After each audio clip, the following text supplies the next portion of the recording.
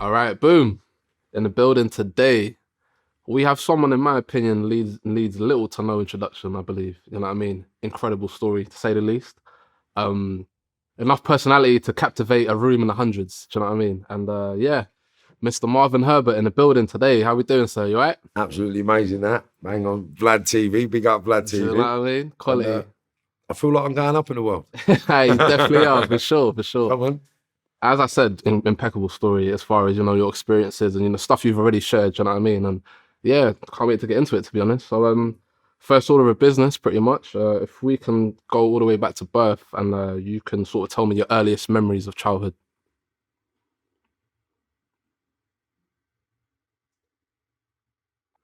The earliest childhood memories I've got, because ironically enough, all the memories I have, well, it's not even ironic, it's just basic, they're all trauma related. So I can't really remember a lot of really, really happy times apart from the ones I created. But going back to my childhood, the first memories I've got was Liverpool Cathedral on Brownlow Hill. Right, it was a new cathedral that was just being built, right? I'm pretty sure it's the Church of England. I'm not 1,000,000% sure. But it was a Church of England cathedral, with a big round sphere with loads of spikes. So when they was building that, we lived across the road, St. Anne's Gardens, I think it was called, the Bull Ring, but we lived in the masonette next to it. And then we used to play in the grounds of the church, like the cathedral. Sure, yeah. And there used to be a tramp in there called Fishy. Right. He was a big, I've got a photo of him, so I'll send you the photo of this guy. Sure. Yeah. So he used to wear this big overcoat, big beard, and he used to chase us, and we used to have, like, my first memories of getting chased around the cathedral by a guy called Fishy, and then my dog Butch getting run over, and we had to bury him in the cathedral grounds. And then I got run over outside. Basically, I've gone to Sunday school, and because I don't know, they said that I was one of the best behaved kids. I was one of the I was one of them kids that all the adults loved, kind of thing. You know what I'm saying? So because I was getting the most attention, they got me this really unique present for Christmas. So they was going to give me this present last. Oh, right, yeah. So now I'm standing, and I don't know, but I'm standing in the church and church hall, and I'm waiting for I'm thinking, they haven't got me nothing. They haven't got me nothing. And just before they was about to say, oh, Marvin, we've got this special gift, I've just run straight out of the church, out of the hall, and I'm just fuming, so I've run to go home, and as I've run out of church, run across the road, I've been knocked over by a TR7, a red TR7. Shit. And then I had to go to Alder A Hospital, and I remember being in Alder A Hospital for a few months, and I remember getting put into another cot with another little girl. I remember my sister come and kill the eagle's eggs, or squash the eagle's egg. Like little things like that I remember. I remember falling on a bottle at 18 months old. I got a big scar here, and I fell on because milk bottles used to be different. Yeah, like glass bottles sort of. Yeah, thin glass top, and they used to go down like that. So this one bottle's gone right through my leg when I was 18 months old. And I actually remember going to the hospital because it was like Moroccan. It was like a Moroccan, I can never forget, bald Moroccan doctor. Right. And he was holding me down, injecting the cut with a syringe. And that was what gave me a sort of phobia against injections for my whole entire life. So I was until I was a Cat A. I was a Cat A prisoner. I couldn't scream no more. I had to go and give it a big in front of the nurse. And that's when I stopped being scared of injections. But up until that point, that was a trauma when I was 18 months. I got the trauma in my leg. Can I ask, did you manage to get the present in the end when you got run over by the car? I can't remember. Serious? I might have got it in the hospital. Yeah, I do. I don't remember what it was, because that's another thing. I've got no real... the childhood memories I've got is like being naughty with my cousins. Like, I remember one holiday, but the holiday was for 9 months. Right. I remember that. I remember a couple of like countryside holidays, but there was no sort of substantial fairy tale holidays as a kid. You know what I mean? Like, it was I never got all the presents I wanted. You know that? Because I'm not moaning about my childhood. It's just I never had what all my mates had. And I always wanted what everyone else had. Makes sense. Do you know what I mean? But in my little world at home, my mum done, I believe, as well as she, and I love my mum. Me and my mum got a sick relationship. Like, she was my best mate growing up. Although her parental skills weren't the best in the world. Do you know what I mean? Like, I love my mum. She learned on the job, do you know what I mean? She learned early, she learned young, she had a bad upbringing, had a bad couple of relationships, and she had 4 kids down to it, and she had to look after them, so she done whatever she could to get us all through it, you know? That's fair. No, I mean, yeah, crazy. So you was in the trauma thing started pretty early then, fair to say, sort of thing. Well, there's only one bit of trauma that I can't remember, and that was when I was 19 months old. My dad burnt my fingers, because I had my hand burnt when I was 8 years of age, but my mum told me since my last interview with James English that it wasn't once, it was actually twice. And what happened, me and my brother Earl, we used to play a game, because there used to be coal fires back in the day. Never had electric fires and all that. Electric fires coming in the 80s. Right. But prior to that, it was all coal fires. And I remember what we used to do, we used to light the coal fire. My dad would light the coal fire, but as kids, we used to play a game where you got to put your foot in the fire to see how long you can keep it in the fire for. It's one of them games, yeah?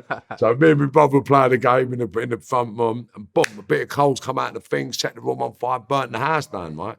So because of that, my dad, 19 months old, had burnt my hand over a fire. Do you know what I mean? And then I never remember that until my mum reminded me about them. That happened again when I was 8. Crazy. For nicking some Starbar and Wrigley spearmint gum.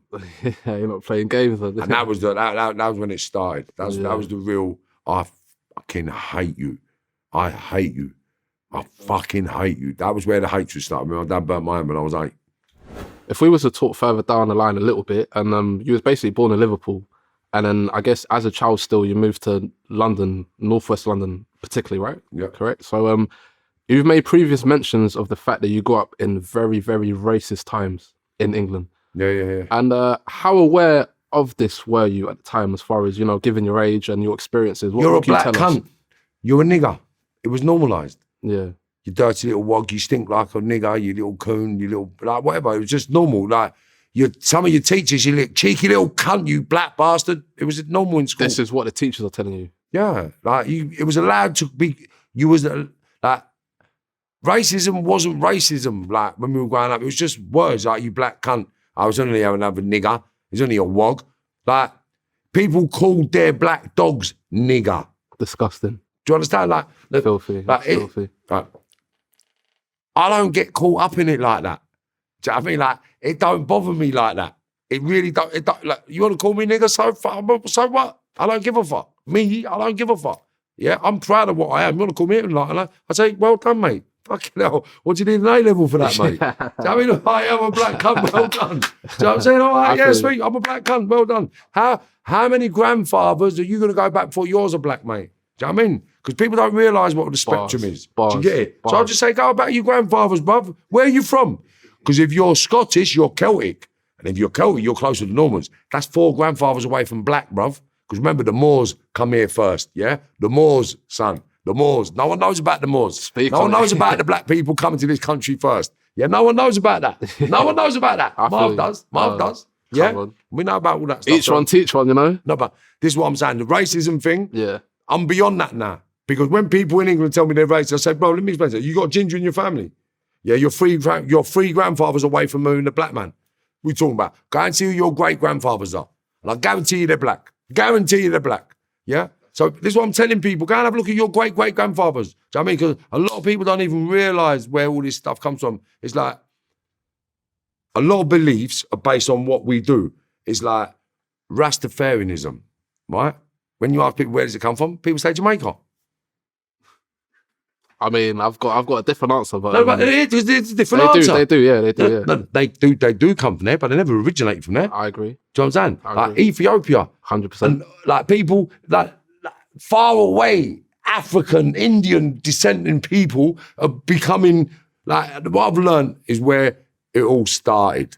Yeah, that's what I've learned, and I'm learning where it all's gone and how it's all developed. And that's where I'm at with my life right now. Makes sense. What I do know is it all started in one place from one seed, and we are all one species, and that is it. whether you're black, white, Chinese, or fucking Moroccan, it doesn't matter.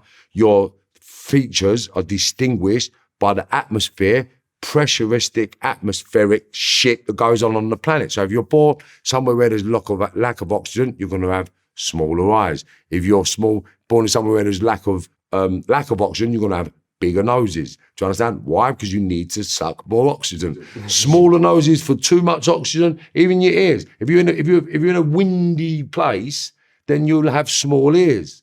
Do you know what I mean? Or big ears to catch the sound. It depends on how you are, innit? What you need for the environment your body will develop so you can survive. We are all a species that will develop to survive. And that's what really jars me with society at the moment. We've lost the purpose of life. That's deep. We've lost the purpose of life, mate. Yeah. As a species. That's a great assessment. To me, racism doesn't exist. It's just taught for control, divide and conquer purpose. For sure. Do you know what I mean? So I won't allow myself to be caught up with that. And do you know what? It's a shame it happened. Racism, slavery, it's a shame. Everything's a shame it happened. But it's the 21st century, and we now have to make strives to change the narrative, to change the reality, and to change the future.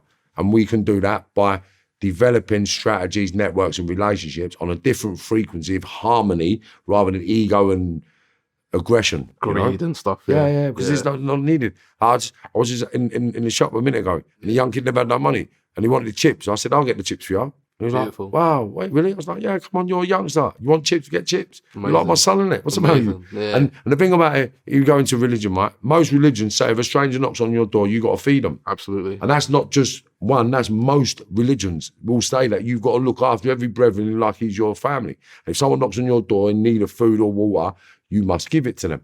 Yeah, that's in every religion, right? Defo. So if you can't do that every day anyway, what kind of a human are you? Defo. Do you know what I'm saying? So I'm like to believe myself as a good human being now that's learned how to become a human being from the toxic life that I led and the toxic choices that I made. 100%. And yeah, it's a fair assessment. And yeah, I'm very insightful, to say the least, just hearing that. So now, if I was just to talk about family a little bit and your father. Now, your father also led pretty much a similar life that you was going to obviously lead down the line. And what can you tell us about him as far as, let's say, the pros and cons sort of There's thing? two sides to my dad. Yeah. Right, there's an old side that I knew, and there's a side to my dad that I didn't know, that I'm starting to get to know now with a couple of his close friends and associates growing up, people he used to work with as a young man. So I've learned from my dad, I was exposed to extreme violence and extreme abuse and sort of, it's hard to explain. Yeah. It's like I was being programmed just to be the meanest thing. At the time, I couldn't understand why my dad, right, so my dad used to batter us all and do some wicked things, and I could never understand it. But it's ironic because now I kind of understand it by speaking to one of his good friends, Dale. Do you know what I mean? And he's told me some things about my dad and told me some things that I didn't really understand. But my dad didn't take Class A drugs. Well, my dad didn't drink alcohol. Right? My dad just smoked weed. And my dad done everything he could. And my dad was a very spiritual man and a very righteous man. So I've been told by his friends, right? When his friends got into the cocaine industry back in the 60s, yeah, my dad decided not to. No, in the 70s, my dad decided not to. Because when my dad got out of jail in the 70s, that's when they all got into the drugs, the Class A. They were doing the weed before then, but in the 70s, early 70s, they got out. And then I was born in 72, so he got out in 69, 70. And then they went in to the Class A's. My dad went the other way. And Powell Delroy said to me the other day, he said to me, you know what? I was proud of your dad going his own way. Do you know what I mean? Like, your dad was the man, he was this, he was that. Your dad looked after me, your dad taught me this, your dad taught me that. So I was like, wow, I never realised. I said, do you know what? He said, and I told him all about my dad. He said, I can't see that. That wasn't your dad. Like, your dad was like, a striving, strapping man. He said, you know, the only thing I can think about, Marv. I said, what's that, though? He said, he was fucking frightened, mate. And although it's no excuse, I can understand it. Yeah. Like, my dad wasn't into drugs. He never took Class A drugs. He never took alcohol. Yeah. Right? All he done was smoke weed and gamble a little bit, right?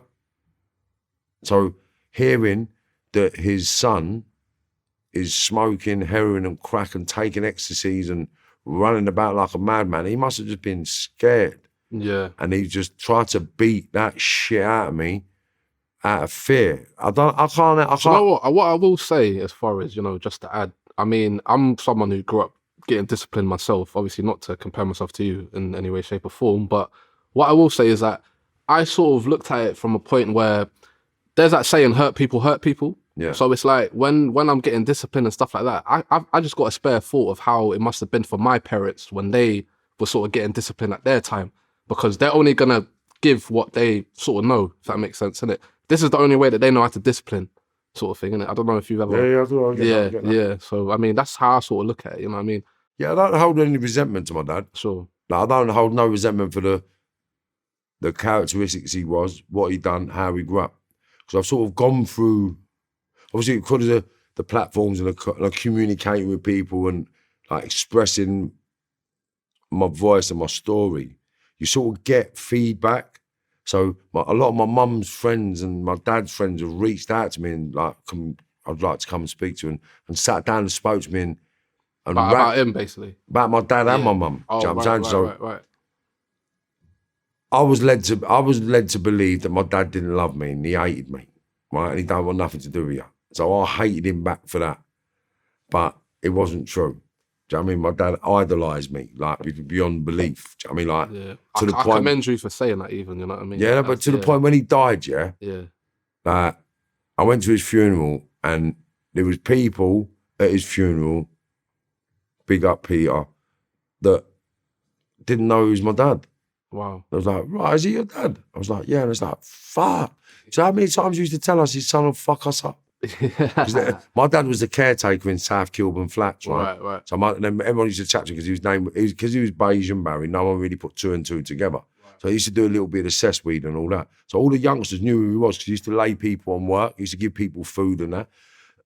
So because he was the caretaker, I used to use his lockup when I used to rob security vans. So on the way back home to North London, I'd stop on my dad, leave the money there.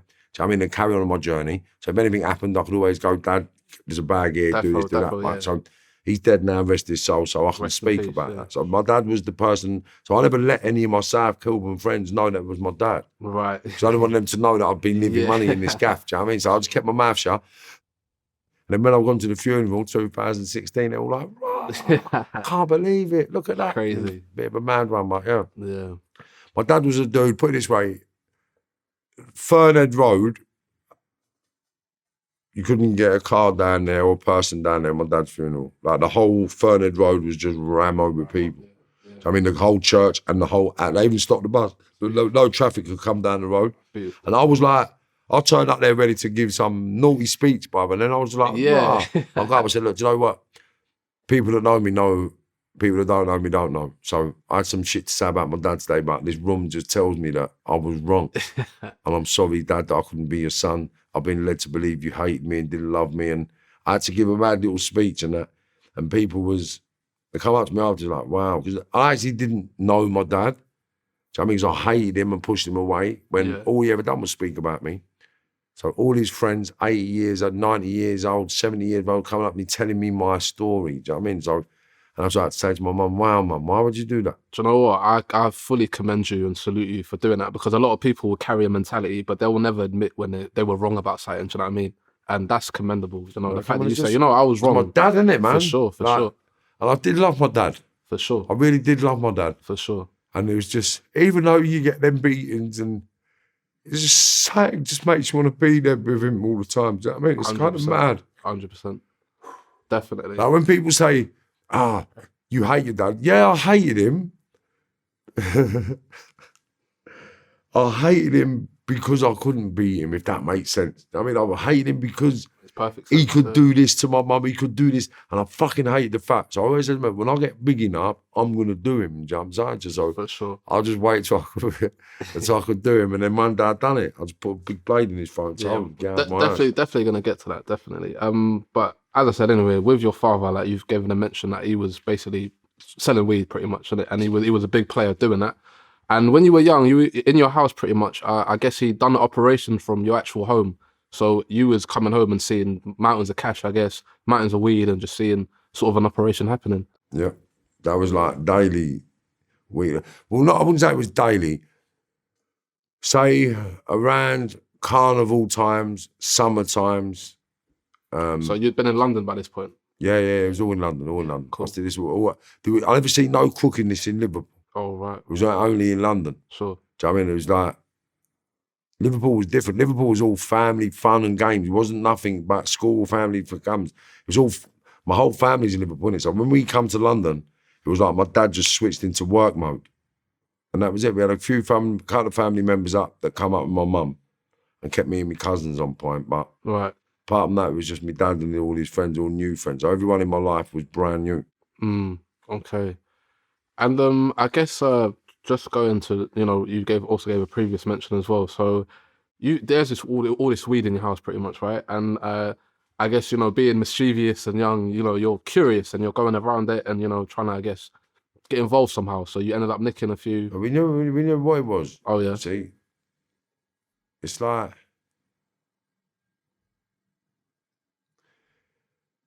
think of it like this. All the kids we wanted to hang around smoked the stuff that my dad had loads of. Right. So it was just common sense. How much you lot, and how I'd done it, I walked up with I had a carrier bag full of Sensi, yeah. So I walked up to the old lot, you want some weed, yeah? And I was like, yeah. I said, yeah. How much you want to give me for that? Like, acting all cool with that, yeah. And how old was you? That was Maitland Park, so 8 or 9. Fucking 8 or 9, yeah. Go on. 8 or 9. So I had a big bag of weed and they went, we'll give you 50 quid. I was like, go on then. And they give me 50 quid. They all got their things together and give me 50 quid. So there's me now thinking I'm the man, innit? So I've got the 50 quid, gone to the shop with all my mates to buy sweets. Wow. Give the geezer the reddies and he must have rung my dad. So it was either, I rung my dad to over the £50 note. So the £50 note was either off the puff or the money I robbed out of his pocket. Because I always nick money off my dad and that. Do you know what I mean? So there was a time I went to the sweet shop and I would give him a £50 note, but I'm not sure whether it was the time with the puff or the time with taking the money out of his pocket. Right. I got a good eye in for that. So just to clarify, when you're going and giving this bag of weed or selling it, right? They know who you are. They know this is Barry's son, sort of thing. Yeah. And what they got on the blower, like your son's moving No. The kids, but the person in the shop rang my dad and said, your son's just fucking come in the shop with a £50 note. Got you. So I got beaten with the belt for going because my dad thought, well, it must have been I nicked off him, yeah. So the money I nicked off my dad was because I nicked off my dad and been beaten. Right. That's it. Yeah, so the £50 note was when I nicked my dad's money. I've gone into the shop to buy loads of sweets with my mates and they've rung up my dad to say I'm in the shop with the £50 note. Crazy. Yeah, but the bag of weed that I sold the older lot was for £50. I thought I was cool. Yeah, so I've got do you want that bag? How much do you want to give me for 50 quid? I said, go on then. They give me the 50 quid and I thought I was the man. And then that went on for 2 years. Right?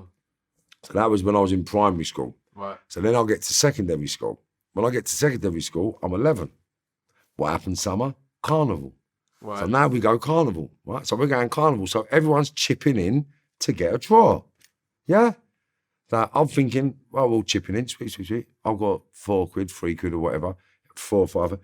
I'm thinking 50 quid, we'll get a big bag of weed. Yeah, big bag of weed, mate. They come back with these little strips. And I was like, what the fuck's that? I was like, well, that's what we got for a tenner. I was like, shut up. Like, yeah, I was like, fuck off.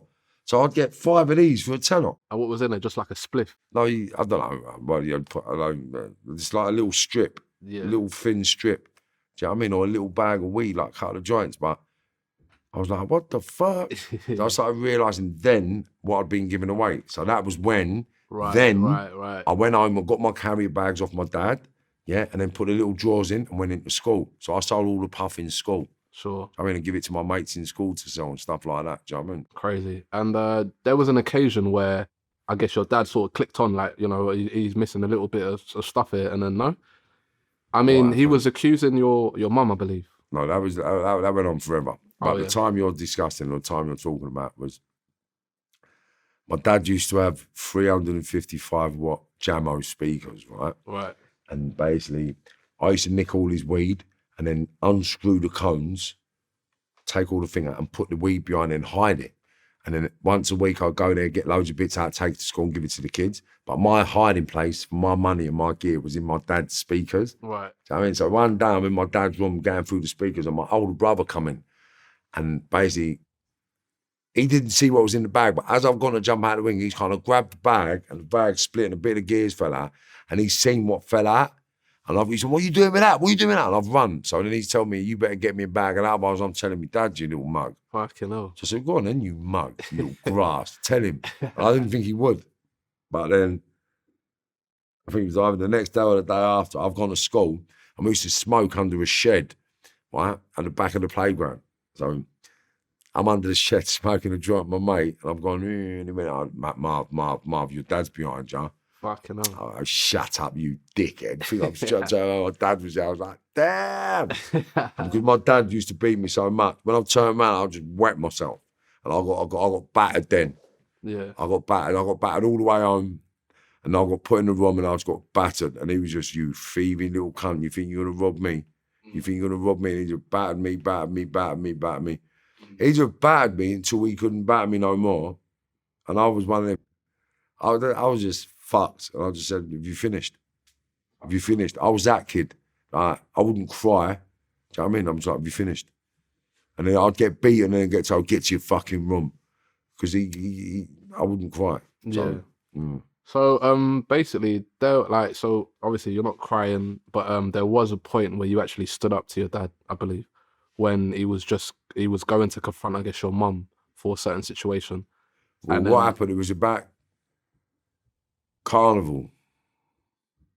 It might have been 83 or 84. Yeah, I was 12 or 14. And basically, obviously, I've been nicking puff off my dad for years, like just to get by with my mates, right? Yeah, and puff for the overseas viewers, that's the cannabis, the marijuana. Yeah. Cannabis, right? So we used to nick the cannabis off my dad all the time, right? And basically, all my friends used to sell it. Yeah. So I mean, like, and we used to do bits and pieces of it. So one day we used to rob the delivery vans for all jeans, like trousers, like jeans, tracksuits. And we got an American name as well, 501 jeans. So we got a van full of 501 jeans. And we robbed, it was about 15. So we're in my room and we're boxing up. No, we're counting out all the jeans. Because we got a certain amount of money for a certain amount of jeans. Sure. Right, so we're counting all the jeans out. Anyway, my dad's turned up to pick up his drugs to go and sell at the carnival in Notting Hill, right? Which was they used to do a lot of drugs. Like, they used to do, like, black bags. Like, you see half a black bag? Yeah. Like, a black bag, like. The bin bags, basically. Yeah, half a black bag, bin full of weed, but all drawers. Right. So, I mean, the black bags would be full of drawers, not like chunks. It was like all in plastic bags. Packaged up £5 already, drawers. good to go, yeah. Like £5 drawer bag, £10 drawer bag. Do you know what I mean? That's what they had, like, fucking loads of them. So we were in the bedroom. Yeah. Right? Basically, my dad's turned up to get the puff. So I've heard him then having an argument with my mum. Sure. Right? So now I'm in the bedroom with my mates who are selling my dad's puff. Do you know what I mean? Selling my dad's cannabis, right? So these boys are selling my dad's drugs and we're nicking money. We're fighting, we're stabbing, we're beating people, we're spraying people with CS gas, which is pepper spray and ammonia. We used to squirt people. So we're stabbing people. We're 14, 15 years of age. We're ferocious. We was active. We right? weren't fucking about, basically. No messing about whatsoever. So with that, I had a big bayonet, 16 age bayonet, and my mate's got it. I spoke to him the other day, so I might have to get you a picture of that, yeah. So they had this big bayonet, so I've picked the bayonet up, and they've all picked up weapons. So I've run down the stairs expecting all my friends to be behind me. There's only 4 or 5 of us. Right. And the bayonet is basically the knife that goes on the end of a rifle, yeah. But they're about this big. Do you know what I mean? So I've got my hand through the thing, and it's about that long, mate. It's big, mate. It's chunky. Do you know what I mean? So as I've run down the stairs, thinking my 4 mates are behind me, I've bursted into the kitchen and just put the blade right up against my dad there. I just said, get your fucking hands off her. Do you know what I mean? Because I was pretty tall then as well. I was about 5'9", 5'10". My dad was 6 foot, but I was quite tallish, but not over 6 foot. I never got over 6 foot till I was 17. Mm-hmm. So then basically, when I've gone like that with the babe, and he sort of moved his head back a little bit, so I thought, fuck, he's just shit himself. So I've stepped him a little bit more, do you know what I mean? And with that, he's backed up a little bit. So I just walked him out and edged him out. I said, "Look, I'm the man in this house now, mate. Don't bother coming back." Do you know what I mean? Like, you can't come in and put your hands on my mum.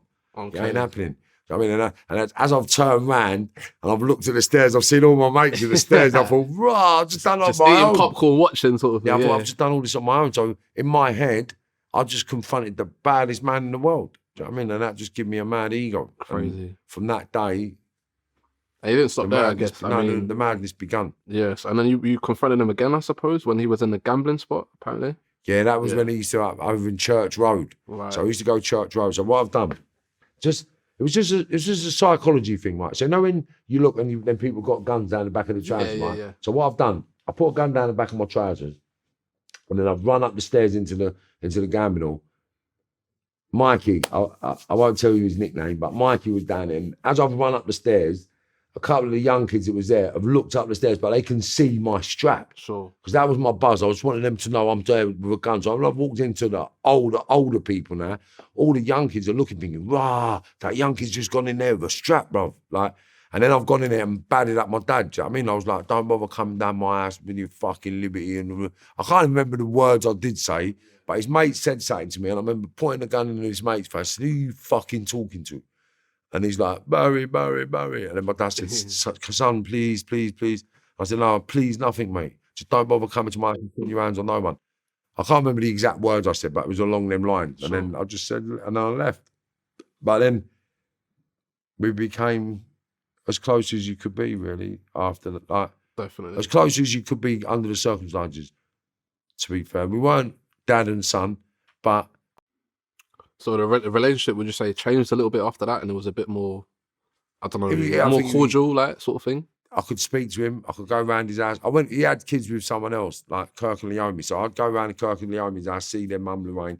So I'd see them family. I'd go and see my brother and sister and like my stepmum, so to speak. Do you know what I mean? So I'd always spend time around them trying to look after my brother and sister as best I could. But yeah. Nice. I tried to build a relationship as best as I could with the rest of the family. So it weren't perfect, but I tried my best. Nice. No, I respect it for sure.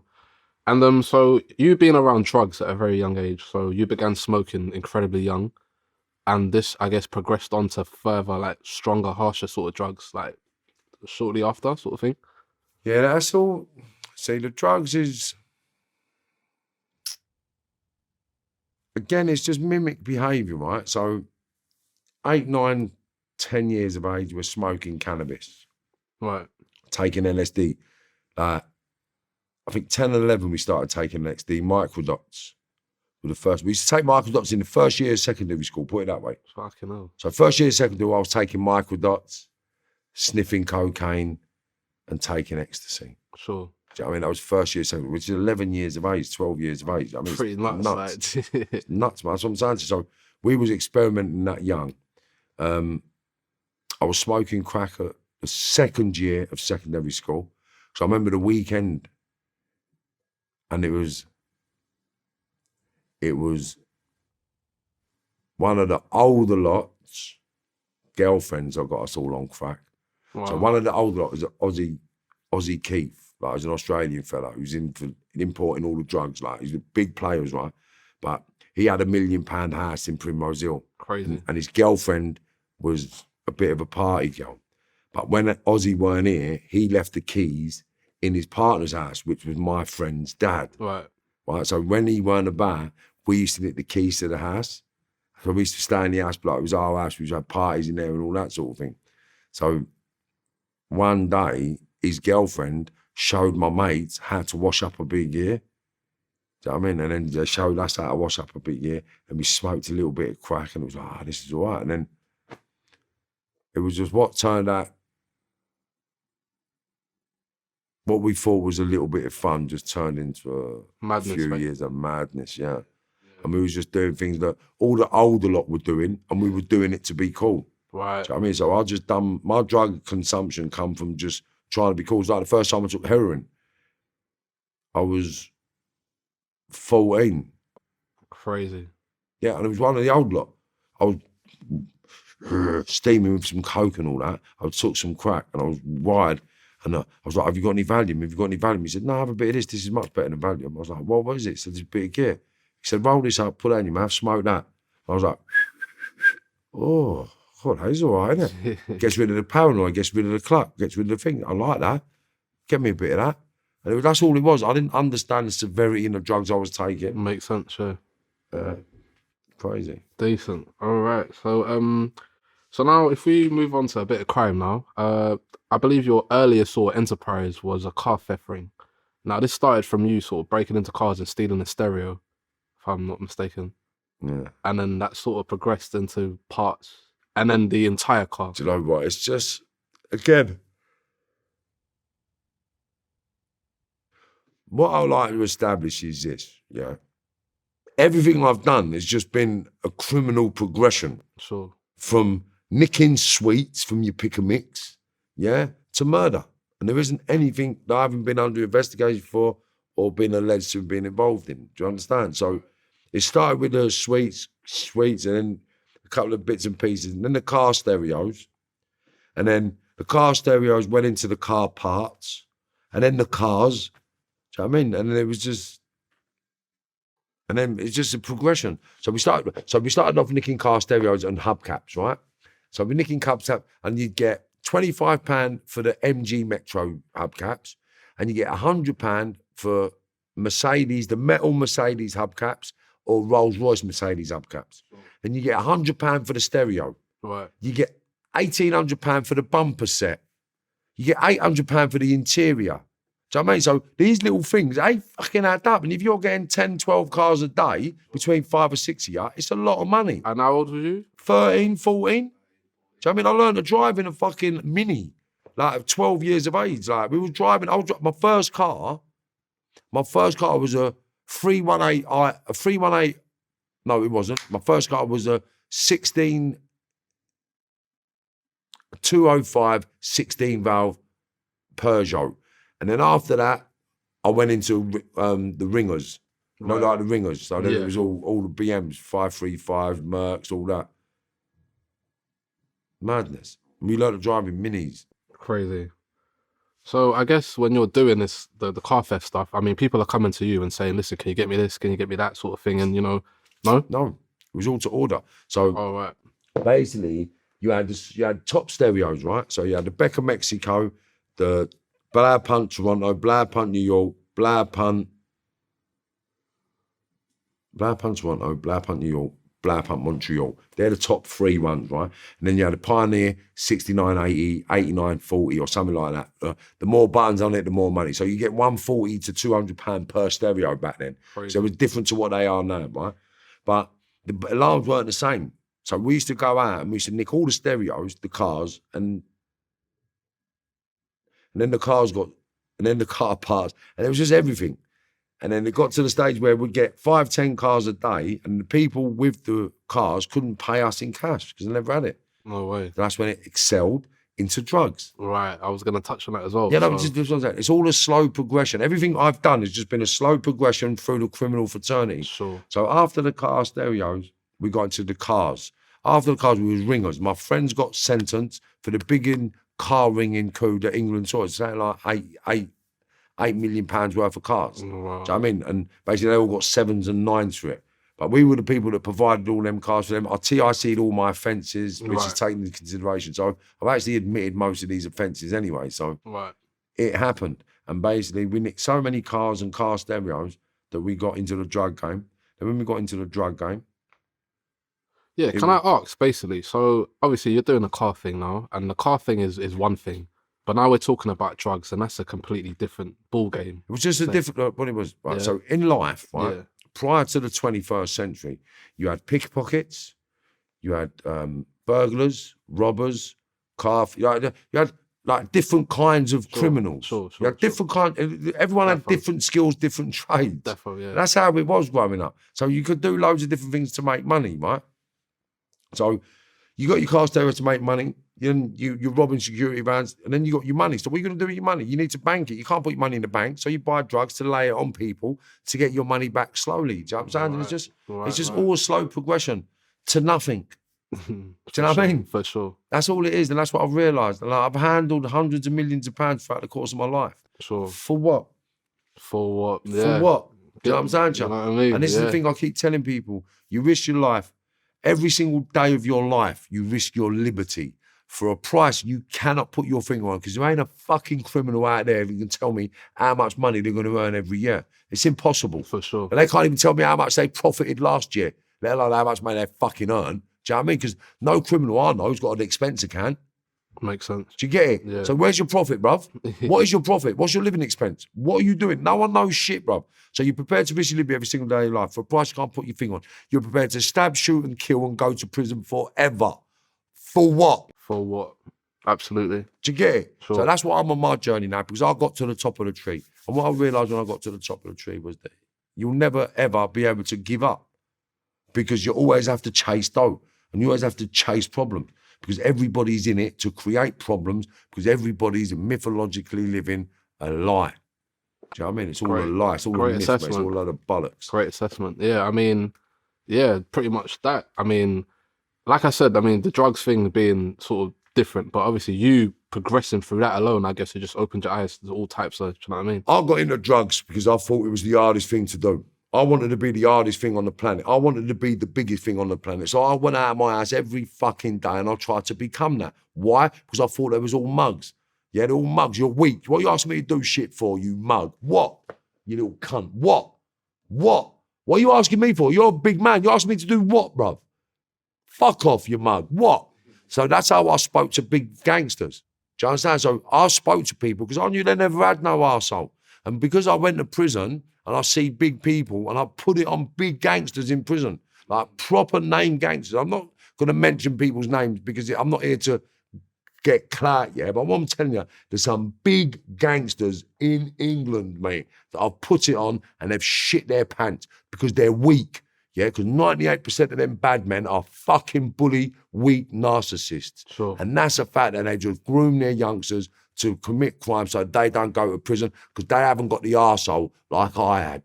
Do you know what I mean? And I had arsehole to do anything up against anybody for any fucking thing. And I stood by my word, and that was the difference between Marvin Herbert and 98% of the villains. And that's why I got to the top of the ladder on my own without a fucking firm.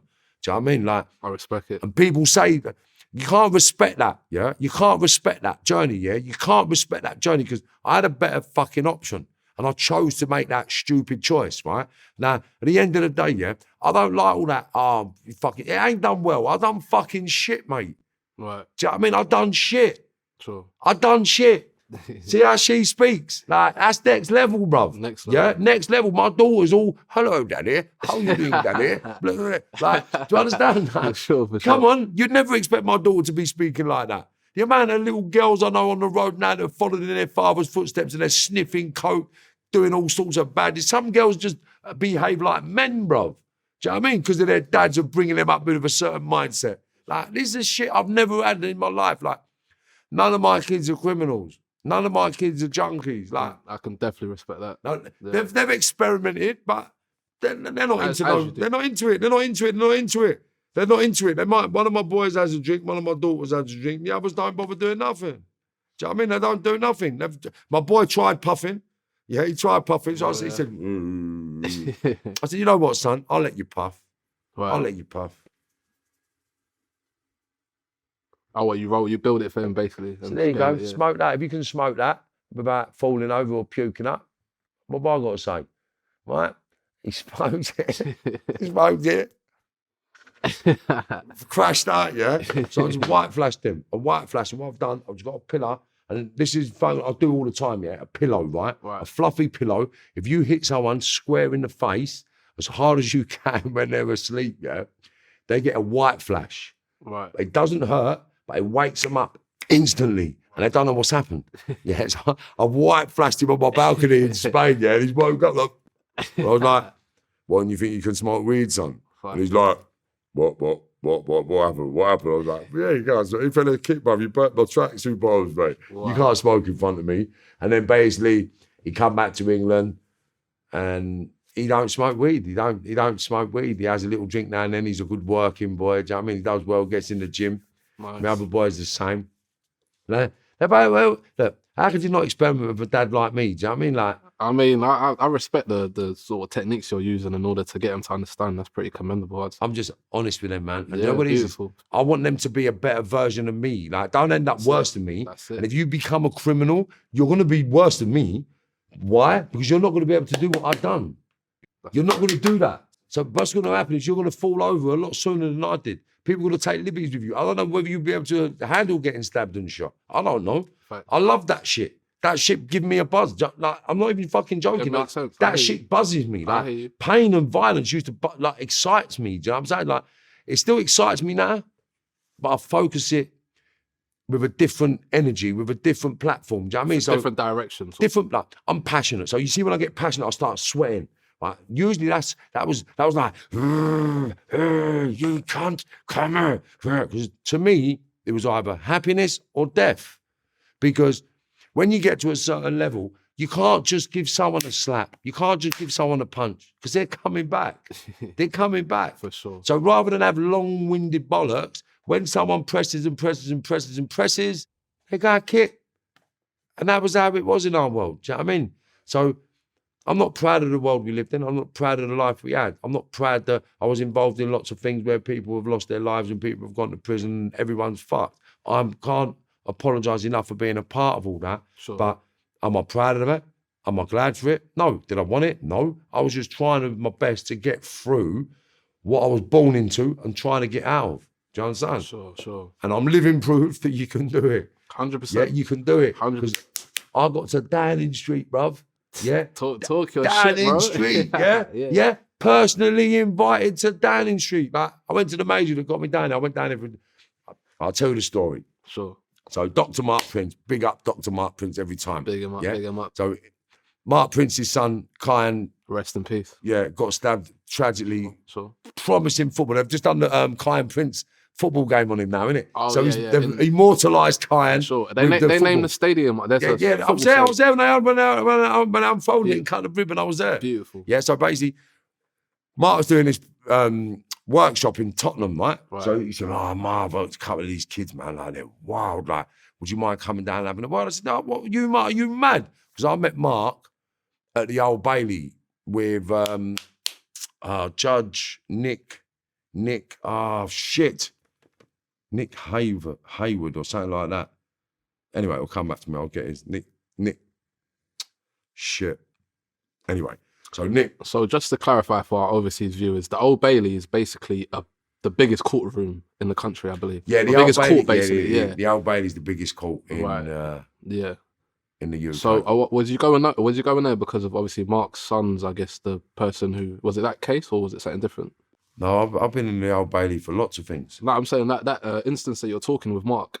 So what was that for exactly? You know where you just cut into the thing. Oh, no, I apologise. Yeah. Right, so remember this as well. Yeah. My brain works on a different frequency. Right? Okay, my short-term memory. So what was I talking about? So basically, we was talking about the whole thing you were doing with Mark. Mark told you to come over and speak to the kids. Mark Prince, right? Yeah. So big up Mark Prince, by the way. Big up Mark Prince. So Mark just asked me to come and speak to these kids in Tottenham. Right. So I said, yeah, that's not a problem. I'll come and speak to them. I'm going to deliver the workshop with Mark, right? Because I was doing all the intervention work. So I've turned up, and there's, I don't know, 16 or 18 kids. So now they're all gassing. So then I've got up, I've done my bit, right? So I've got the kids, I'm chatting to the kids. I'm there for about an hour and a half, 2 hours. Well, I'm getting ready to leave now. All the kids have gone. The geezer comes up to me, black chap, come up to me and said, do you know what you've done today was absolutely amazing. I've never seen anything like it. I was like, well, yeah, cheers, mate. Thank you very much. Never thought nothing of it. Sure. Anyway, the next day or the day after, I got a phone call from Mark. He said, where's your glad rags? I said, what are you on about? Your glad rags. Where's your clobber? I said, what do you mean? He said, get your clobber on. Get suited and booted. I said, for what? He said, you're coming to Downing Street with me. Crazy. I was like, oh, shut up. I ain't going fucking Downing Street. Not going to have me in Downing Street. You know, I've just finished 4 murders. Because in the June, I was arrested for what do you call it, Dave, the Dale Creegan, who killed the 2 police officers, Yeah. the father and son, and I'm on trial for that. Yeah, I got acquitted of the trial for the murders, and then I got out. So you was implicated in that whole thing as well? Yeah. They right, put me in that Dale Creegan thing as the man that was supposed to have got him away, provided him with hand grenades, and helped him get out of the country and back into the country. That's what they said I was. Oh, It was all bullshit, and we proved that in the case. Right. So when I've gone on.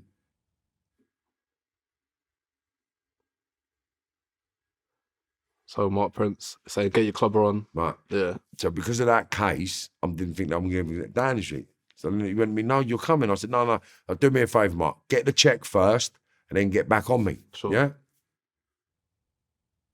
2 minutes later, he's rolling back. He said, Marv, you're coming.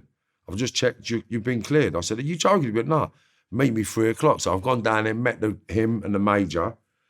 I said, oh, thank you very much, major. He was like, yeah, lovely. So when we've gone through the security, basically, they've gone, we're going to go down. So they've walked down in front of me and gone in. So I'm standing there talking to a couple of celebrities. I was talking to Big Nasty. So I'm standing talking to Big Nasty, blah, blah, blah, blah, blah.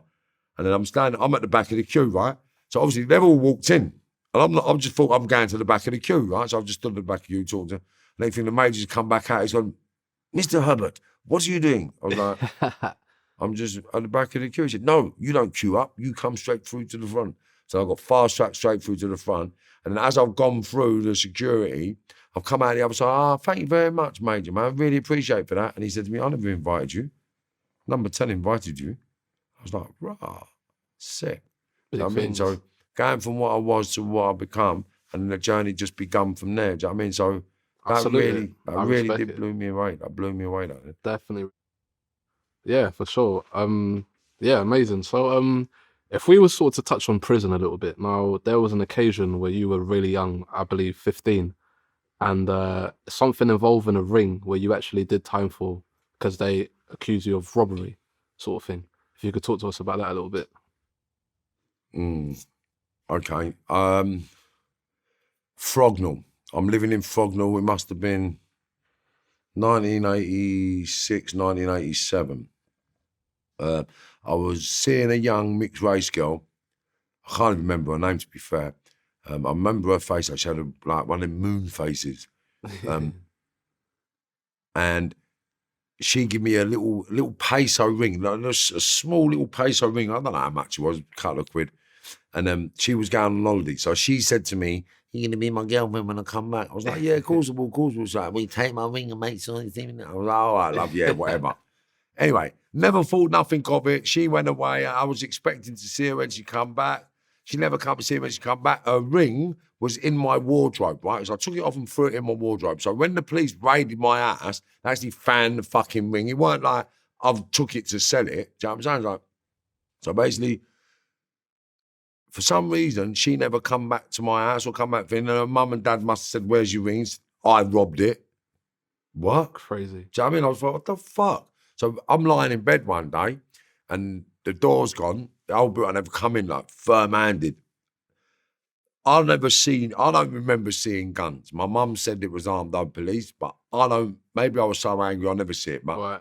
I remember them all bursting in the room and I was at the bottom, because we was in a battered wives refuge, right? So my mum had 4 kids, so we had 2 rooms in the hotel.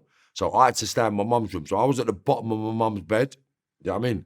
On the floor, and my mum was in bed with my sister or my brother or one of the other kids. Right. So when the police have come in the room, I've jumped up and I've started fighting with the police. They've bent me up a little bit. And then my mum's got up like, what the fuck? And then the policeman, has slapped my mum. No way. And as he slapped my mum, I can't remember what happened, but I know I bit chunks out of people because I was one of them naughty kids that I just bite you. Sure. So, I mean, so I didn't care. I used to bite chunks out of anything and claw anything, break anything. So where the police are smart, I'm just biting and kicking and scratching and pulling. That's it. So I got done for a robbery and loads of assaults, and I ended up going away for the first time. Right, and I'm trying to just like imagine as far as, you know, the accusation that they would have done, because I mean, the reference that you gave she must have told her parents that, you know, that you basically robbed her. So Yeah. did you see any like police reports or statements that, no? Now, all the statements come through, that what she Right. said, I took the ring off her and never get back to her. No But way. it was all bollocks. Like, what it is it's like, I was fortunate because I never lost my virginity till I was old, right? Because I Right. weren't interested in girls. Right. Do you know what I mean? But it's like, boys, a couple of my friends had sex with girls and they got caught, and the girl said they got raped. Fucking hell. Do you know what I mean? When they never. Do you know what I mean? You know they never, and the girls just said it because they got caught. Sure. Do you know what I mean? So I weren't really into girls growing up as a kid, so I was pretty fortunate not to get caught up with all the stupid shit. I was just more about violence, crime, and money, Sure. and that was all I was about. Sure, makes sense. So now swiftly moving on a little bit. As far as your first stint in adult jail, I believe there was a charge that you received for theft of a van, and basically it was a thing where I guess you basically wanted to go to an adult prison. So I guess you sort of done something where you weren't an adult. Up. No, but what it is you get to a point in the YPs, right? So you're a YP, which is a youth offender, right? Right. But your mates are in the men's jails. Right. Do you know what I mean? Because a lot of my mates was older than me. Was older, yeah. So they're all going men's jail. So I'm in the kids' jail. So I don't want to be in the kids' jail. I want to be with my mates, innit? So I always kicked off in the YPs, and I always ended up getting starred up, like, to go to the men's jails. Right. So I was just, they were better because in the men's jails you could get alcohol and food differently to what you could do in the juveniles. Right. Do you know what I mean? So I used to get beer and wine in the men's jails and proper food. Like, you can get your proper food brought up, like proper food. Do you know what I mean? So it was different. So that was what was the urge to get to the men's jail. It wasn't to be a man. It was just for you got food, you got alcohol, and you got more drugs. And talk to us how you essentially patterned that for yourself. Like, you managed to, you know, get to there, essentially. Get to where? The adult jail. Just by being violent. So did they like basically move you from the YP to the adult jail? Yeah. Right. Because basically what happens is, say, it's just progression. So you get to a jail, right? You get your parcel in, you start selling a few bits, a few people owe you money, you serve them up. Then a few more people owe you money, so you serve them up. Right. So when you're serving people up all the time, the screws get to hear about it, they get the hump with it, and they move you out. And then when you get, like, certain jails wouldn't accept me. Right. So when certain jails won't accept you no more, then they have to star you up. Right. I mean, and how old was you? Would you, if you can remember? 16. 16. Yeah, like, Wow. 17, 18, I weren't even in YP no more. Wow. I was in man's jail, Brixton, Wano, and I was having wars with all them in there, the adult screws. Crazy. I mean, I can imagine them, I guess, at that time probably trying to teach you a lesson, I guess, because, you know, you're No, they going were crazy. violent. They was horrible bastards, but Yeah. it's one of them. They weren't as bad as my dad. Like, in my head, they weren't spiteful. They was just trying to hurt you. And because your adrenaline's going, the punches don't hurt, the kicks don't hurt, nothing hurts. So you're just having a row with loads of strangers. And by the time they run out of the cell, you don't feel like they've done you, because they don't split you open, they don't stab you. It's just fat old men and a couple of fit geezers steaming into you. That's how you got to look at it, do you know what I mean? And that's all it was, a couple of fat old granddads, mate. That's crazy. So talk to us about the experience of being 16 years old and then now you're walking into adult jail. Like, what's going through your head? Like, are you like... Fucking having it, mate. Yeah. Mate, that's it. I mean, I'm trying to imagine the attention you must have got being so young and just walking in there. Like, what are the sort of the looks? Like, how are you being received by the other inmates at that point? I don't know. Right. But if you look to me, I'll ask you what you fucking looking at. Right. And I was, what? I was just up. I didn't care. It was just on. What? Right. What do you want? And I just fight. I would just fought everybody. I was just that guy. I would just fight everyone. I didn't give a fuck who you were. Sure. You spoke to me the wrong way, we're fine. And I said, you what? And you said, nothing, mate. It's all right. It's all right. Sweet. And they said, oh, mate, what's the matter with you? What do you mean, what's the matter with me? I don't know you. I was a nut that I wanted to be the baddest villain on the planet that much that unless you was a criminal, I didn't want to talk to you anyway. Right. And that was how simple it was. So depending on what kind of criminal you was, would determine how much I spoke to you. And if you weren't the highest level, I weren't talking to you. Right. And I wouldn't talk to no one that wasn't a criminal. I weren't interested in the conversation. Makes sense. And going back to your rap sheet, pretty much, would you say in 2002 that's probably the most serious charge you faced as far as the conspiracy, the murder, the weapons possessions, and stuff like that?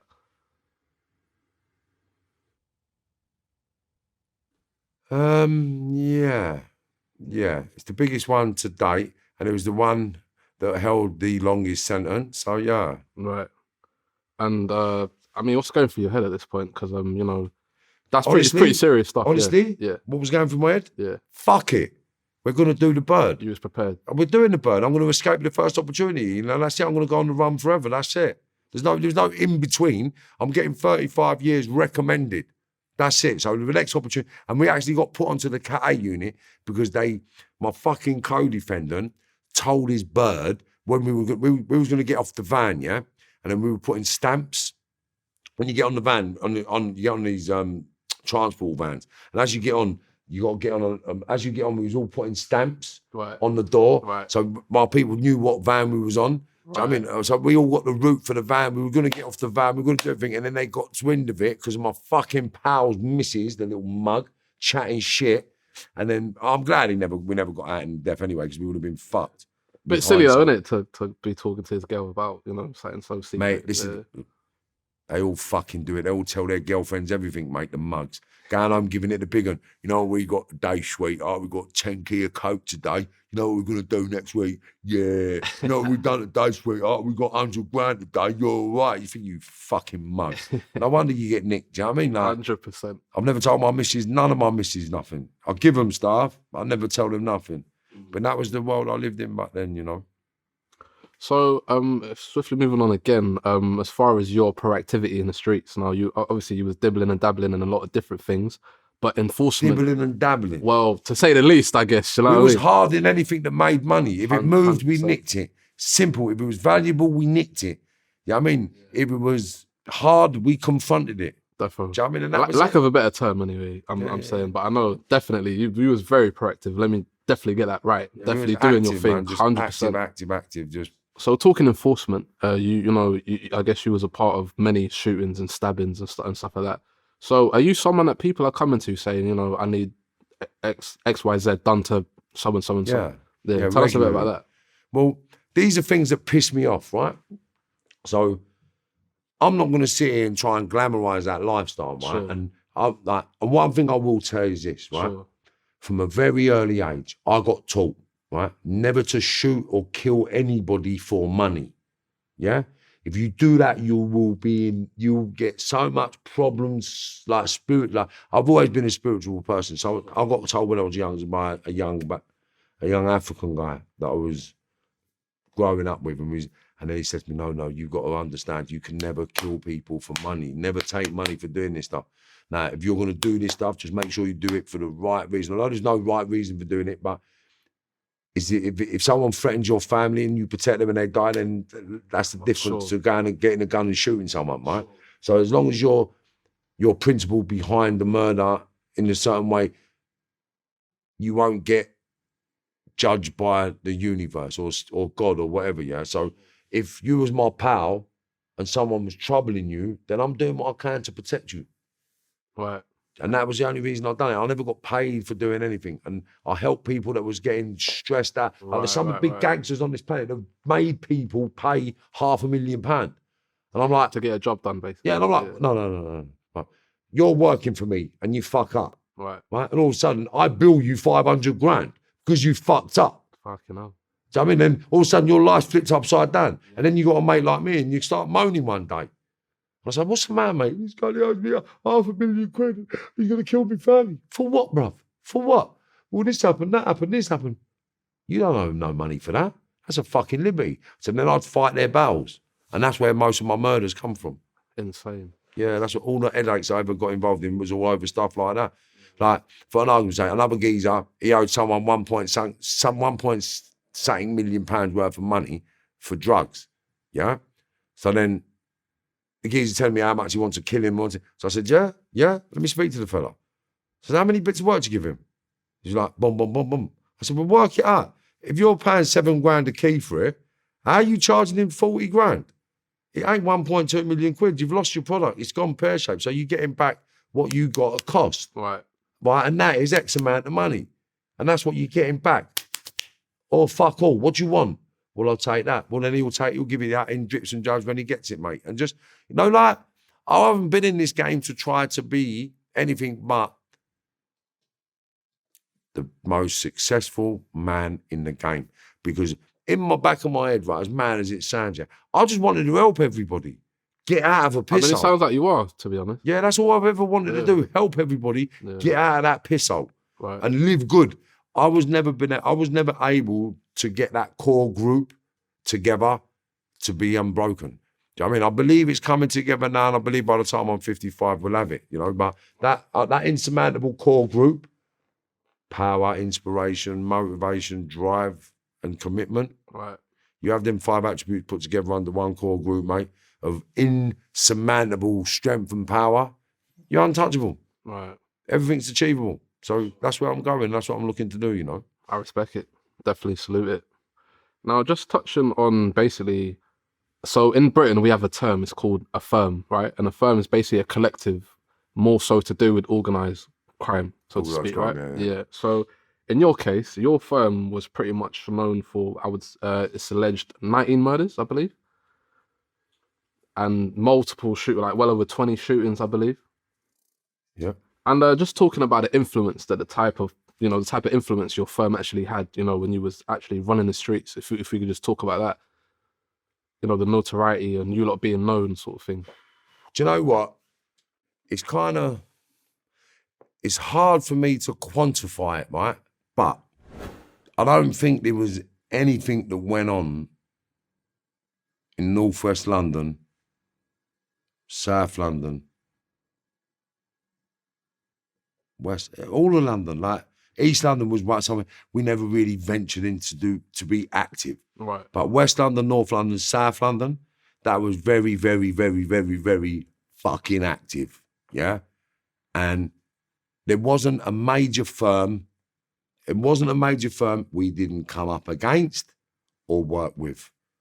And that's just being honest. Like, and it wasn't, and even in prison, out of prison, do you know what I'm saying to you, like, it was just different. It was just different. It was, like, I'll give you an example, right? So,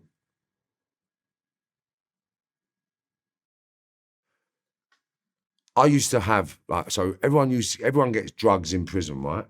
And everyone gets bits and pieces in prison. But everyone's got angles and avenues to do stuff, right? But my unique sort of product I had was a barrister, right? So my barrister used to make up legal bundles, yeah. So this is like a lawyer, a barrister. A lawyer, a lawyer, right? So they used to make up legal packages of paperwork with compartments. Like, my mates used to make the compartments in the paper.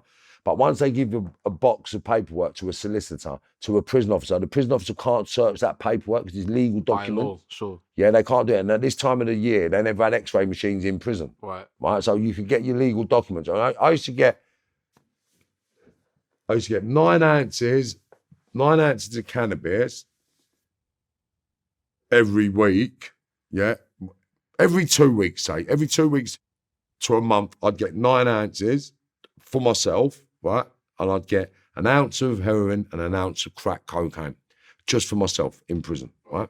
And then I'd get another ounce of crack and another ounce of heroin and another 3 bars. So just to sell. Right. Do you know what I mean? And that would be me. So this would be my party bag with the E's, the crack and the heroin and a bit of puff. That's my personal stuff. And then the stuff to make for the family was on the other hand. And I just got through every sentence, yeah, just selling drugs. Right. And just being naughty. That's why I never got anything. Never got no D cats, no C cats. That's pretty crazy. So basically your lawyer is basically, instead of giving you the paperwork, there's drugs in the package that he's giving you and it's supposed to be your... Yeah, drugs, phones, everything. Crazy. Drugs, phones, everything. And when you go back, we're going to get on my prison history anyway. Sure. But all the prison history always states that I was running the drug culture of that prison and I got moved out of jail for running the drug culture. And it was nothing I'm proud of now, but it was just my way of currency, it was my way of existing, it was my way of surviving, it was my way of belonging. Right. Definitely. And yeah, just to touch on prison, I guess. So you've got all these drugs, so you're practically flooding the jails with all this. The last officer that got arrested Yeah. was a guy called Martin Nelson. To do with you, basically. Well, yeah, he got arrested for 1 kilo of cannabis, an ounce of heroin, an ounce of crack, an ounce of MDMA, 10 litres of vodka, and 6 mobile phones. Fucking hell. And apparently he was bringing that in every month. Right. Do you know what I mean? And he said, I threatened him, and I threatened him, I showed him photos of his family, but then I paid him £1,500 on top to bring all the gear in. Wally. So what he basically told, like, he implicated you in the whole thing. Yeah, but they couldn't nick me because they never had no evidence. Right. Do you know what I mean? And there was evidence on the wing that I'd actually threatened this officer a couple of months earlier, and he was not allowed on my landing, and there was a bit of conflict between me and him. So his story wasn't believed. Right. But they made... I'll tell you the story. Go for it. So I was trying to find ways, right, to hide drugs, right, on our wing. Right. Right. This is ingenious, and it really is an ingenious Go for it. Go it for is it. sick. I'm I'm telling all you, ears. it was the best move that anyone in prison had ever made, right? Right. And this is a fact. So Right. 2005, 2006 in Swellside prison, right? So in these dispersal jails and the high, like Cat A jails and blah, blah, blah, all these violent jails, like, you're allowed to cook.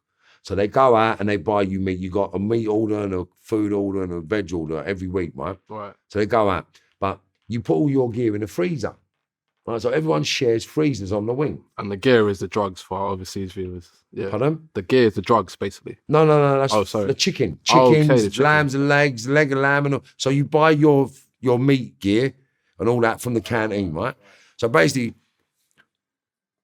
someone keeps nicking chickens and bits of meat out of the freezers, right? Right.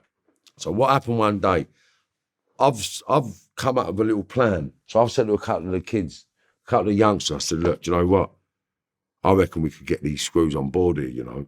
They said, what? I said, well, we got to create a job for the freezers. They said, what? I said, well, look, next time someone nicks something out the freezer, yeah, we got to just stab someone up. Right, and then we'll take it to the governor. He said, all right, sweet. So basically what happened is, wait for the next coup, set someone up a little bit. Someone's nicked a chicken. So then he's been stabbed up. Right, so when he's been stabbed up, there's a scream up, the wing's been locked down, right? So his wing's locked down now. So I'm always been known to the screws for stopping ag because I like parties. Right. So when I'm in prison, I like to party. Right. I like to brew ooch. I like to take ease, and I like to get out of my nut. That's just my prison head, right? So when I'm in prison, I don't want ag with the screws on the wing. I want peace on the wing so we can have our parties. Do you know what I mean? If we're in prison, what the fuck are you going to do? Do you know what I mean? So I always made sure I could get my gear and have my parties. And anyone that messed that up for me and my people was a fucking problem. So what I've done, I called the PO and I said, look, this geezer's been stabbed up now, yeah? So I said to the PO, I said, listen, I've got a proposal for you. Right. He said, what's that? I said, well, you know I'm all right for money, don't you? He said, yeah, I know you're all right for money, over. I said, well, I'm going to propose a job for you. He said, what's that? I said, a freezer rep. I said, I'll tell you how it works. We put a padlock on the freezer and everyone's got an ID card, right? So anyone comes for any gear out of the fridge, yeah, they've got to come to me, yeah, I open the freezer, get their ID, get their name, I'll get their bag out with their meat in it, and they can take whatever meat out of their bag with the ID in it. I said, if anyone loses any meat or chicken or whatever, yeah, I'll have to reimburse it. So he said, put that in the proposal so I can give it to the governor. So put it in the proposal, give it to the governor. The governor's green lighted it, right? So the governor's giving me the green light now, yeah? So I'm now the freezer rep. So that was all got set up. So then, oh, lovely, lovely, lovely. So I thought, well, if anything gets caught in that freezer, it's down to me, innit? Sure. It's down to me. So what do I need?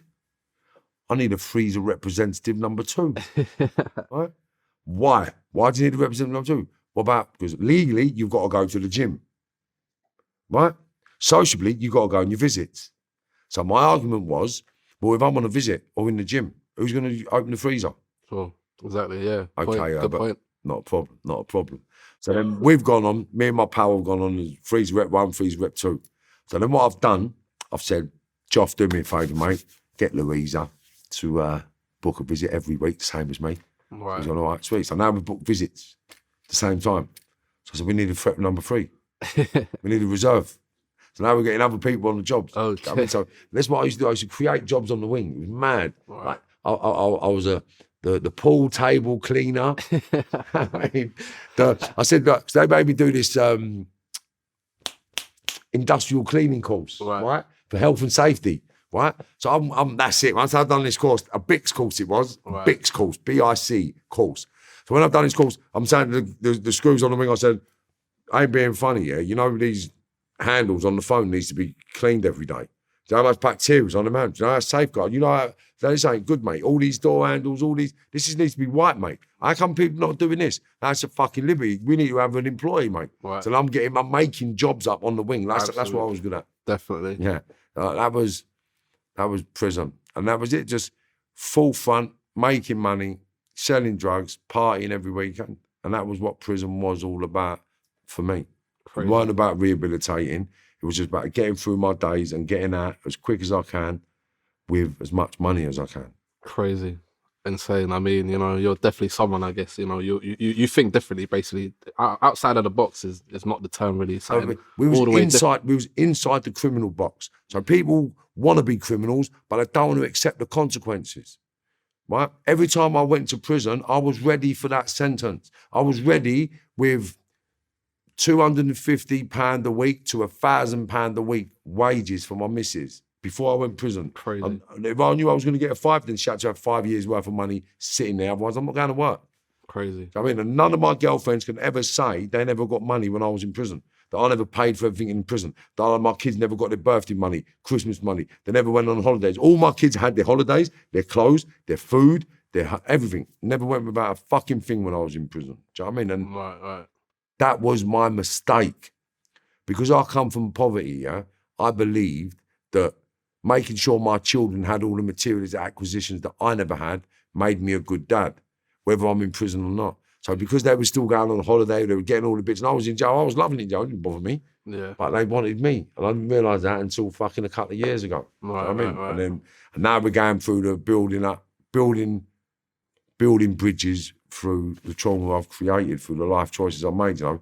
Right. And these are also impactful points I like to demonstrate and make people aware of, because it's not just the personal damage you're going to be traumatised with. Right. It's dealing with the damage of the kids you traumatise, being your own or your nieces and nephews that follow your footsteps. 100%. Do you know what I mean?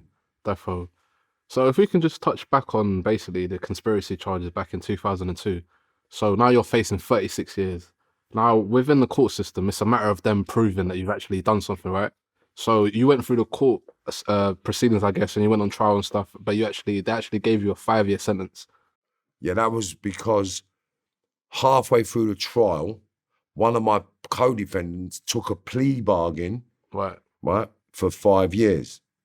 So then when we got the not guilty on the trial, the jury have asked a question, and then the judge has said, yeah, and then we got found guilty by association to the firearm. Imagine that. So all the other charges... 19 murders, shootings, not guilty. Yeah. And we got found guilty by association to the MAC-10 silencer. Right. Crazy. And I got 5.5 years for that.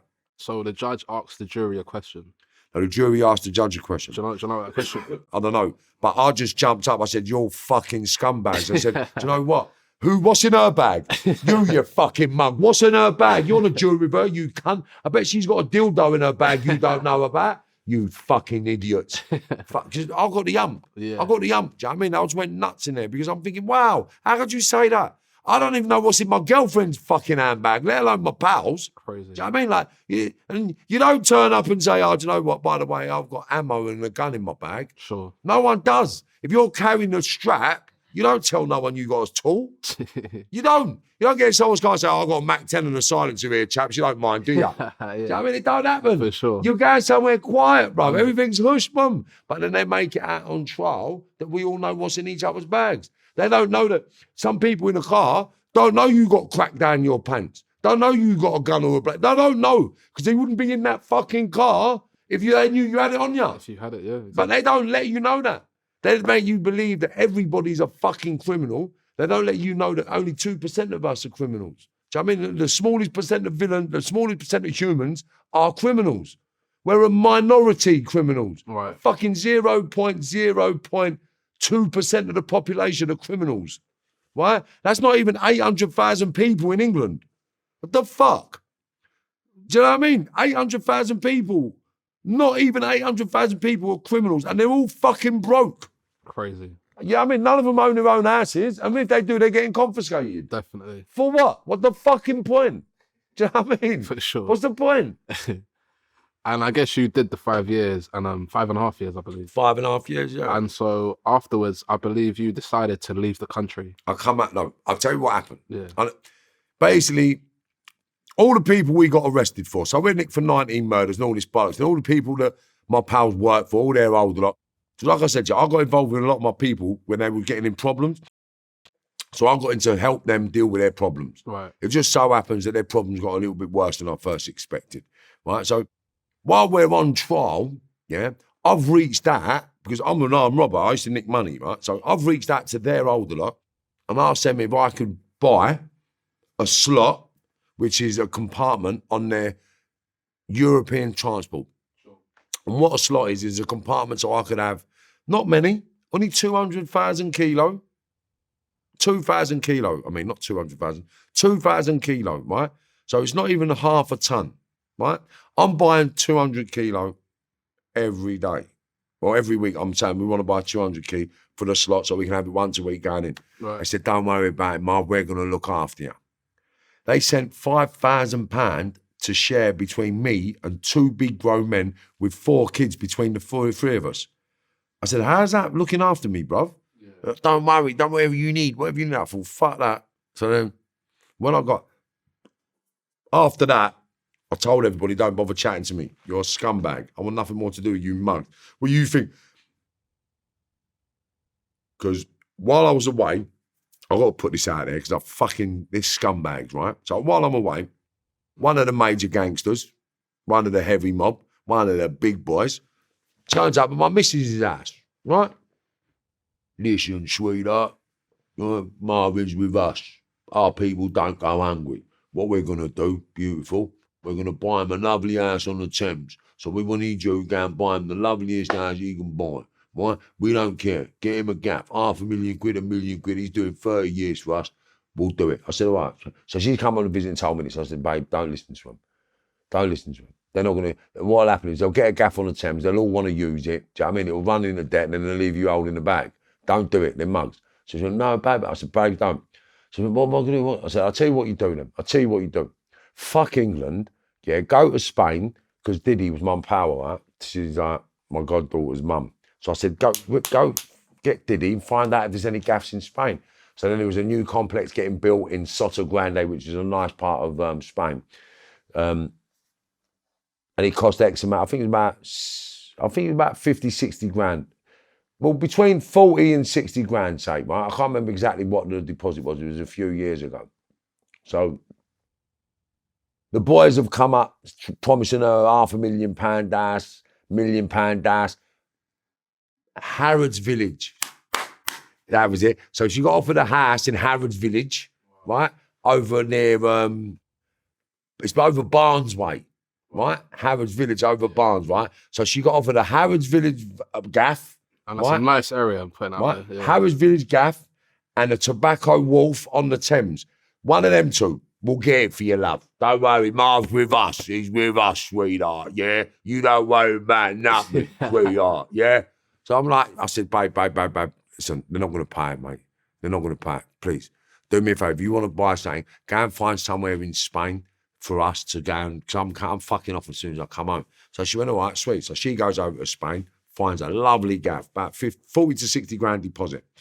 So I said, yeah, sweet. So I've said to them, lot, bang, crash wallet. I said, yeah, sweet, not a problem, Marv, get it. I said, all right, sweet. So she's going over there in a couple of weeks, a couple of months' time to sort it all out. Sweet, Marv, not a problem. So she's gone over there.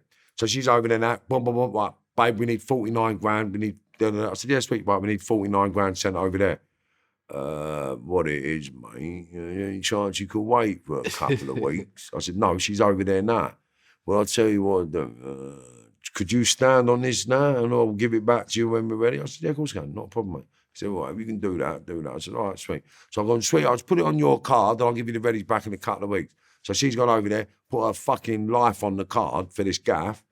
2 weeks later, said, babe, what's happening to that money? I've got to pay the mortgage, I've got to pay this, got to pay that. So I said to the boys, yeah, what's happening to that bit of readies?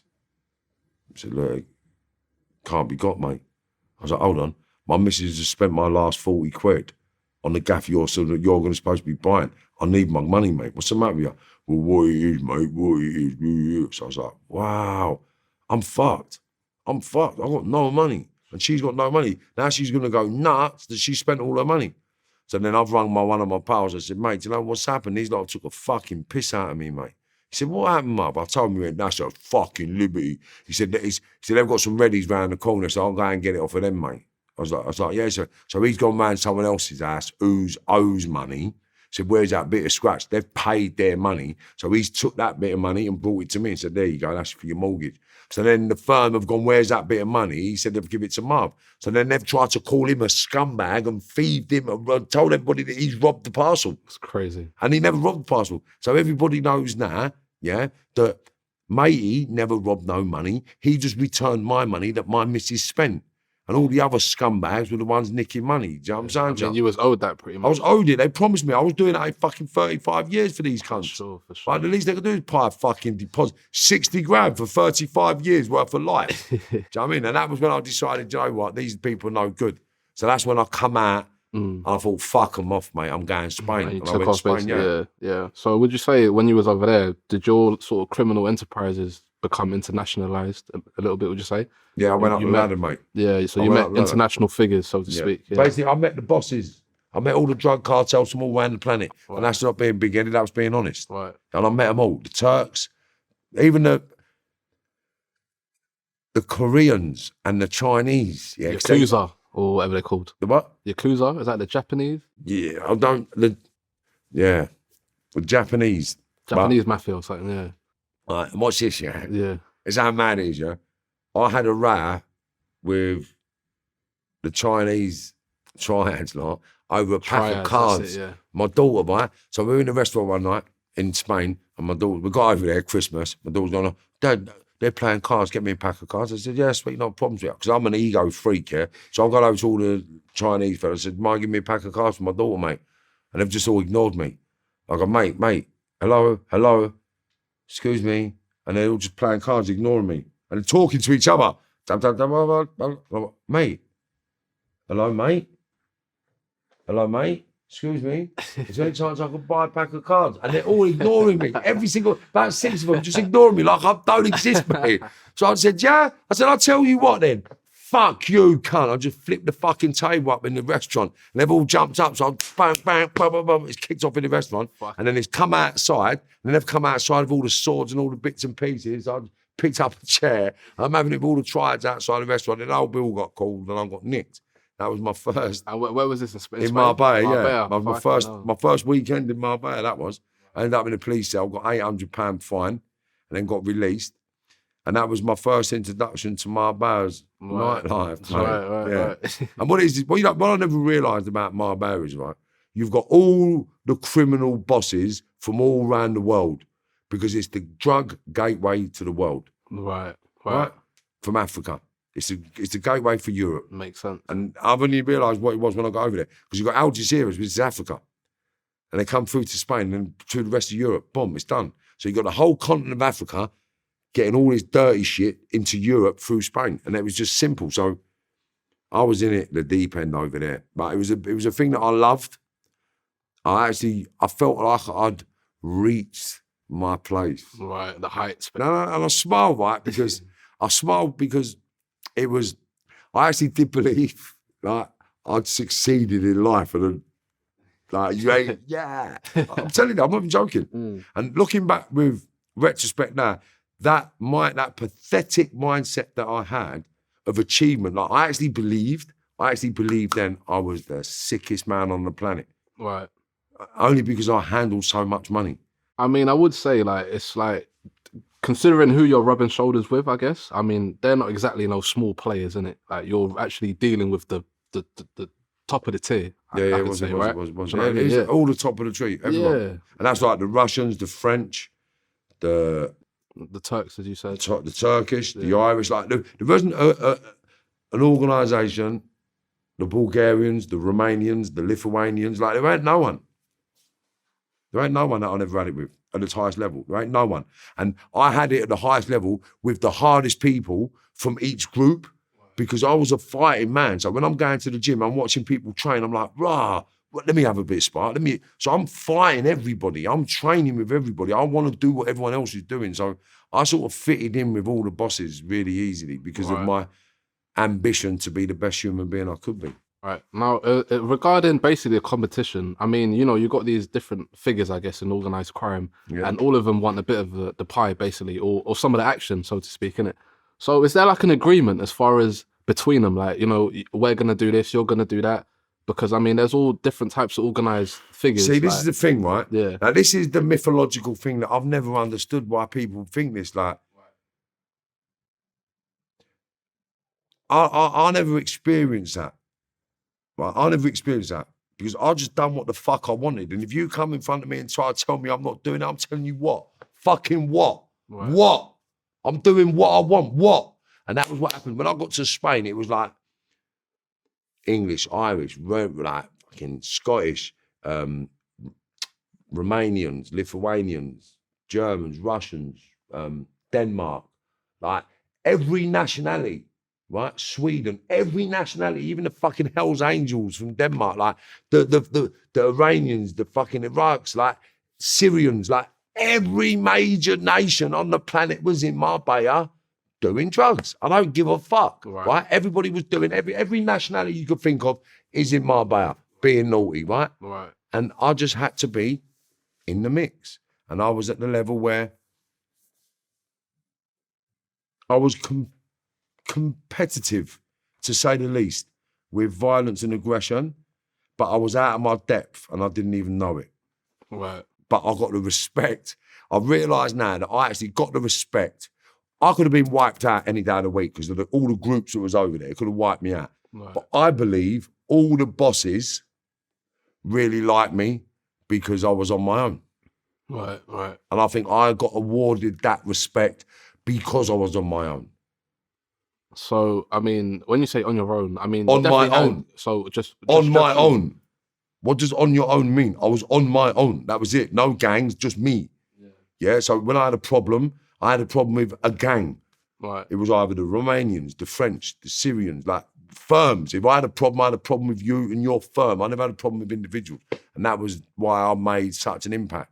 And I had problems with the Russians, the Romanians, so, would you say there were people under you or just yourself? Working for me? Yeah. Well,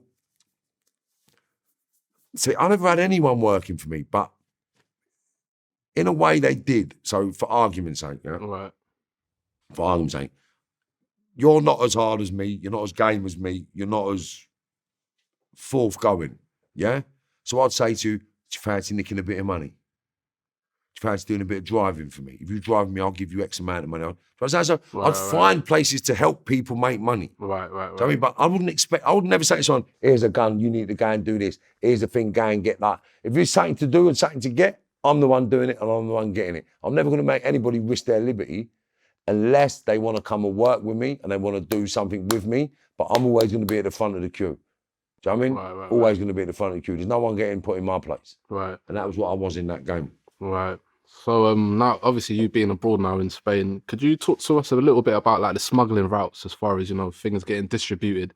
Because, you have like basically things like hash, I guess, is coming from Morocco. And then, there's those routes there through Spain, as you said, coming into Europe. Yeah. Yeah. So what can you tell us about the routes? There's loads of different ways that people work with it, but the most common route in Spain, especially Marbella, with the villains that I work with, was that Moroccans work very tightly with the Guardia Civil, right, which are the Spanish police. So the Spanish police were the landing parties for the cannabis from Morocco, right? Or the Spanish police would work closely with the Spanish villains to land the thing, but the police would protect the villains. But then when the tons would come over, like, they use these things, they're called ribs. They're like really fast boats, Right. and they can hold up to 2-3 tons of puff on them. So I mean, so they use them, they're high speed, and then they've got helicopters shooting them out of the water. I mean, so it's cat and mouse across the plain, the Mediterranean Sea from Morocco, right? But then there's times, there's places to do it, and there's times, the places when you know you can do it. And the only time you've got to worry is when the national police are out. Right. When there's no national, you got the clear run. Then you got a bit of Ramadan that no one works. So it's just learning how everything works and how everyone works. So in Spain, you got to work with a mayor, you got to work with the police, and you got to work with the councillors. I mean, and that's how it works, because every family has a policeman in it.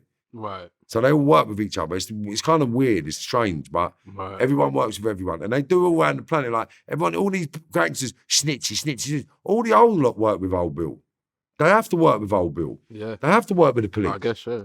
They have to. Definitely. Yeah, they all throw their people under a bus. Do you know what I mean? They all throw the people. That's why all the major gangsters call everyone a grass. How can a man sit at the top of the hill call everyone a grass when he's been at the top of the hill for the longest period of time? Yeah? He can only be there Mate, because... I got extradited from Spain for a phone call. Right. For a phone call. Right? For a phone call. I got extradited from Spain for a phone call to a stranger's house that I'd never been in 2 years. Right. I hadn't been in 2 years, right? How do I get extradited? Where's the evidence? And then, I mean, so if they can do things to me, little old Marv, yeah? But you got these big major villains that are still in their area every day, every week, every year. And there's no conspiracy. There's no association. Huh? Huh? Work it out, mate. 1 + 1 No = 2. association. Yeah? Yeah. No association. You don't even need a conspiracy no more. Just association law. You can get life for being an associate. Yeah? For sure. No evidence, just my associate. For sure. I got 5.5 years because the geezer walking up the street was my mate. And I didn't know what was in his bag, but I got 5.5 years because he had a gun on him. Crazy. Because I was his associate. Crazy. Right? Now you're telling me that the police that are watching these gangsters in East London, North London and West London, in their area, every day committing crime, with all these other little gangsters committing crime, and no one's getting nicked? Ooh, I wonder why. Bit fishy, innit? But mate, I know many people in jail right now for association. I know 4 people that are doing life right now for association. I've done 5.5 years for association. My pal's doing 12 years right now for association. Another one of my mates got 18 years. 18 fucking years for an association. That was less than a year ago. Work it out. And all these gangsters that are associated to all the biggest villains in England are walking about, having coffees, drinking booze, and sniffing coke. Yeah? Hold on. How? Ain't that the truth? How? IPP. People getting picked up and flipped on these fucking mad licenses, yeah? Yet none of these major villains have been given IPPs. None of these major gangsters, none of them have been given IPPs. The road people, Right. the gunmen have, Right. yeah? The stabbers have, but none of the main people. There's no major hitters with an IPP. Yeah. And IPP, if you can just explain what that is for. An IPP is an indeterminate sentence where the police, the probation, and the prison have to unanimously decide that you're fit to be released to the community. Right. And there's no time frame on it. Right. There's people in there doing 3 years, a 3-year IPP. They've been in jail 14 years, mate.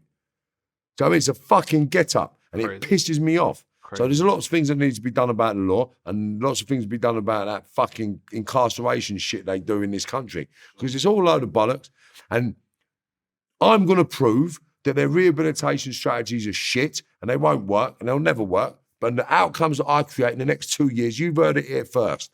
right? The outcomes I'm going to create in the next 2 years, I'm going to ram it up the government's arsehole and tell them, fix your fucking life up. Because I've been doing it on my own. I've already got fucking maybe 22 people employment since 2014. Now, it's not a lot. It's not a lot, right? It's not a lot. It's more than them, though. No, it's not more than them. But it's 22 people that I can guarantee are making over 100 grand a year. I mean, that's better than anything they've done. Do you know what I mean?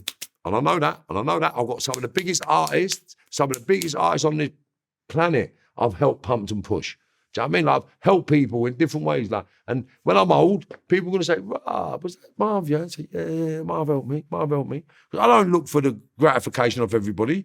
Do you know what I mean? I even tell people, make sure you don't fucking tell no one helped you, you know? So I don't want everybody saying, oh, Marv can do it, and then everyone drives me mad. But what I say to people is this: get in the gym and show me what you can do, and I'll help you. If they're not prepared to give themselves 100%, fuck off. Do you know what I mean? Fuck off, mate. Do you know what I mean? I need 100%. I need you to give you 100%, then I'll give you 50% or 20% of what I've got. I respect it. Do you know what I mean? If you want me to give you 100%, then you got to be my child. I feel and you're not that. You're not that. And I'll tell everybody that. You're not a child. So you got to give yourself 100%, and I can guarantee you the 5 or 10% I'll give you will take you to another level. Great advice. Do you know what I'm saying? And that's what I do. So unless they're in the gym, eating healthy, fuck off. I'm not interested. Because if you ain't going to give it to yourself, what are you going to give me? Beautiful. Bare yarns, mate. Put, yeah. Come on. That's what I do. And anybody that works with me does well. Quality. Does well. Sure. So if I can touch back, because you gave a mention about being extradited from Spain back to England. So what was the whole events around that? If you could tell us. Well, I'll tell you what happened then, right? So I'm in Manchester. I'm doing some bits and pieces in Manchester with some villains. One villain had me over for 1.6 million quid. But he pulled a scam for 1.6 million quid. He pulled my pants down, and I was trying to get the money back off him. He put a contract out on my life, and he wanted to get me killed. There was Osman warnings backwards and forwards between me and this guy. And then basically, an Osman warning is a threat to life. So when the police have evidence that you're going to be killed, they have to notify you and offer you the opportunity to go into protection. Right? So when they've notified me, I told them, don't worry about it, I don't give a fuck, blah, blah, blah, blah, blah, blah. So I've had all these Osman warnings off these people in Manchester. Anyway, what happened is 2 drug dealers have had a bit of beef. Now, one of the drug dealers asked one of the youngsters if he could take care of a business for him. I want you to shoot someone. So he paid someone to go and shoot someone. The person's gone and shot someone, and then the police have said that it was Dale Creegan that's done the shooting, although Dale Creegan never done the shooting. Someone else done the shooting. Right. They said it was Dale Creegan. So then what happened was Dale Creegan, the kid that got shot was the son of an ex-gangster. Now the gangster turned around and said, that when he sees Dale Creegan's son, he's going to kill his son. With that, Dale Creegan said he's going to kill this fella. So then he's gone to kill the fella, and then he's hand grenaded him. When he's hand grenaded him, he's gone round his friend's house, shot his friend and hand grenaded him as well. Right. And yeah. And then basically, he's gone on the run for, I don't know, a few months, and then he's ended up calling the police one day. The police turn up to a suspected burglary. Sure. He walks out and shoots the 2 female police officers 20 odd times and then hand grenades them both. And then basically he went on the run, and they said, I got him on the run. And then when he shot the police officers, he went and handed himself straight in. Right.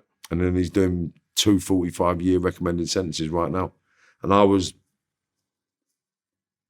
put up in that. So when they've come to nick me, basically what happened, because I was having it with this fellow in Manchester, me and Lee was having it with each other. Now, Lee's niece went horse riding with my daughter, right? So my daughter used to go to Manchester because I was living in Manchester. I'm backwards and forwards all the time. So every time I went to Manchester with my daughter, she came to me, and then she went out with my pal's niece horse riding while we went and done business. So she had to wear I'm going out for the weekend, my daughter will come with me, and she'll go horse riding with the youngsters, go swimming with the youngsters, go to cinema with the youngsters. I'm doing business, I'll pick up and we come back home. So anyway,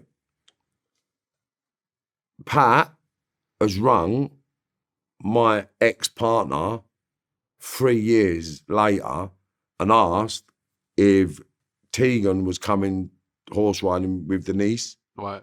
And then the police said that was the conduit for the 4 murders. When there was no proof or no evidence to substantiate that house contacted me. Right. Yeah, or I contacted that house. So there was no contact to me in that house for 3 months until my daughter and my son come on their school holiday, summer holidays to Spain, and they're trying to say that that's when the kids told me to come and commit the murders, and it all happened. It was all bollocks, but that was the reason the police said they got the extradition order, because that was a conduit that started the 4 murders was that phone call, they said. Cool. Yeah, crazy. So, just touching on violence now. There was an occasion where I guess your mate pretty much sold some dodgy pills or something, and he's come to you for sort of help because he's pretty much been assaulted, I guess, on 2 occasions by an opposing firm, and then obviously you got together, rounded up the troops, I guess, and went and sort of just seek retribution, pretty much. Yeah, that's kind of a little bit out of sync now. All right, yeah. But talk to us. I'll tell you what happened. All right, in a nutshell, a couple of kids have sold, one of my pals has sold a couple of these to one of the younger lot, to us. Right. So these lot are about a year or 2 younger than us. One of them was the same age and one of them was a couple of years younger. So they've come back to my pal and said that they want their money back because the ease wasn't what they wanted, right? So my pal said, you ain't getting your money back. Fuck off. Then it's kicked off. So in a couple of times it's gone pear-shaped. And then it came a tit for tat between their group and our group. And then one day, it wasn't one day, it was one weekend. This little firm went to my mate's Bob's house. They went to Pat's house and Finn's house, right? So they went one Grafton Road, one Boss Avenue. And they've spat in Pat's mum's face and they've threw a brick through Finn's mum's window, right? And then they beat up Finn and his wife in Finchley Road and put them both in hospital. So I've gone mad over that, right? So I'm telling my pals, this can't happen, it's a fucking liberty. So one night I'm driving down Haverstock Hill, and I got to the bottom of Haverstock Hill and there's a big club on the corner called the Roundhouse. It's a theatre now. But it was a derelict building they called the Roundhouse. So one of the youngsters come running out of there, flagged me down and told me that they're all the enemies in this place. So I've gone round my mate's house, picked up a couple of my mates, bottle of ammonia, baseball bat, and the bayonet. So we've gone back to the Roundhouse, gone back in. I've gone in, one of my mates is really skinny with a bandana. So I got him to walk in and just douse them all with ammonia. Make sure they all get done with ammonia, right? And then I've gone in and I've got the main ones on the floor that we need. Batting them, I guess. Yeah, hitting with I just break the leg in it. Right. Just smash the leg. Always smash the knee or the shin. Right. Yeah, because with the baseball bats, if you do that, it's easy to break a shin bone than it is anything else. So you just break the shins, right? So just whack them as hard as you can in the shin. And that really hurts anyway. So the shin, I've gone in, boom, boom, boom. We've got about 4 or 5 of them on the floor, and then my mates have come in and stabbed up the ones. Because ironically enough, back in the day, right, I don't know how you know what, we used to thumb stab people. Right. Do you know what a thumb stab is? No, I don't. So that's the blade there, right? Yeah. So that'd be a thumb stab. Like Okay. that. So I'd hold the blade, right, like that, and just prep you with the top of the blade. Right. And that's why a lot of people used to get cut with their knives. Do you understand? Yeah, because the way you're holding it, I guess. We never used to want to stab the whole blade in people. We weren't brought up like that. We used to thumb blade them. Hold the blade on the top, hold the thumb on the top of the blade, then you could just prep people. So it was more about blood than it was killing. We weren't about killing, it was about blood and scaring people. Yeah. We got in, that was a long stab. They was all getting long stabs in there. And then basically, after the Roundhouse, we've all fucked off. And then we've gone down my mate's house, down Camden. We've smoked a bit of crack. And then we've gone home. So I've gone home now, high buzzing. We've just done the biggest little firm in London, like in our part of London. Plus this kid's uncles are proper little gangsters as well. I mean, so we were buzzing. We was on cloud 9, yeah? So I goes home. When I goes home, there's no lights on in my house, which was really weird. cutting a long story short, basically, I'm sitting indoors. Everything's a bit weird, not normal, but my buzzer's gone, me. So I've come out, I said, who the fuck's that? So what's happening? My mate Fabian, he's like, Marv, they've got your lease. I was like, who? He said, all them lot. I said, who? He said, blah, blah, blah, blah, blah, blah. I was like, shut up. But as he said that, my girlfriend's car's pulled up. So I said, what are you talking about? She's behind you, you fucking prick. So with that, another car and another car's pulled up. So I thought, who's that? Then all the cars have opened up. So there's like 10, 15 people getting out of all these cars, right? And I've seen my bird. So I thought, yeah, you cheeky cunt. Now, at that stage of my life, I had a 410 up and over, which is like a double barrel shotgun with a barrel at the top, barrel at the bottom, but not side by side. They're up and over. Right. So I had one of them and a 44 automatic or something like that. So when they've all come out of the thing, I've run in the garden, got them, come out in the front of the gaff, come out and I've like put the gun in the older faces. Said, what the fuck? You coming outside my house? I'll blow your head off, you fucking cheeky cunt. Why are you coming to my house? Anyway, cut a long story short, I put it on him. He told me that thing wants to be real. I said, it's fucking real, mate. Take one more step, I'll blow your fucking head off, mate. And then they've gone. Then with that, I've gone round to cut my mate's house. I said, I want to cause problems. Do you know what I mean? So we went looking for their older lot. We couldn't find them. And then basically I got nicked. I got arrested 2 days after Christmas because I've drove past a gaff, someone's seen me, and then they've told the police that I had a gun, and I pulled a gun out and tried to shoot them. Crazy. And then I've gone home, and when I've got out of my car, armed old Bill was standing there, tried to arrest me. I've run, and when I've gone and got away, yeah, they've caught me again later down out the back, laid me down, they've nicked me. And when they've searched the area, they found the guns Crazy. that I had from a couple of weeks ago, and then they sort of made a case of me trying to shoot and kill a bouncer. Right. But it wasn't the truth, and I got not guilty on that as well. Decent. And so there was an occasion where you yourself was shot 5 times, I believe. 2 of those bullets pretty much hit your face. The one went in there. Yeah. And the other one went in the eye. Right. So you lost an eye basically. Yeah. Right. So talk to us about... Lost an eye, but saw more clearly. So talk to us about that occasion where you actually got shot. The lead up to it or just the shooting? Yeah, the lead up pretty much, yeah. Right, so I'm in Spain. I'm flying about like a lunatic, like doing anything you can possibly do Right. in the drug game to get in front. There wasn't anybody I wasn't working with. There wasn't anything I wasn't doing. I fell out with a couple of people over there. And basically what had happened is, so the story that's out there, this is what it was all over, right? So basically, I had a guy working for me. He was a driver, but he was an efficient, punctual, very reliable fella. So I really liked these qualities. Right. So I overlooked everything else. I overlooked the fact that he was a ponce. He was a thieves ponce. Well, a thieves ponce is someone that hangs around with people that get money, so they get money, right? Because why I say that, and it's not disrespectful, it's a fact, right? So I'm nicking tens of thousands, hundreds of thousands of pounds because he's my driver, he's getting a drink. So I'm giving him money, yeah? But everything I'm giving him, he's not spending with me. So I say, so when I'm going out and I'm getting bills, 1,500 quid, 1,800 pounds, 2 grand, 3 grand, whatever the bills are, I'm paying them. Right. Usually, everyone throws in. If you're all boys, we're all working together, and the bill comes, we all throw 2 in each. Do you know what I mean? This geezer's never found anything in. So I pulled him one day, I said, no disrespect, mate. I said, come on, you're fucking nicking good money with me. Why aren't you paying my bills? And he wouldn't pay them. So in the end, I fucked him off. I said, look, drop me out. I don't want you partying with me. Right. I mean, because you're like a bum, mate. I don't want it. Like, I don't mind you coming and working, but come on, man, don't party with me because I can't have it. Anyway, kind of very long story short, I thought I dropped him out because he turned up at a gaff, made out that he had money and he paid.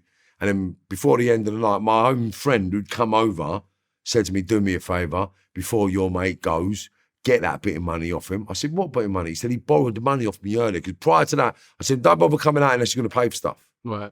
And he's come out and borrowed the money off my mate to come out partying. And my mate had just come over from England.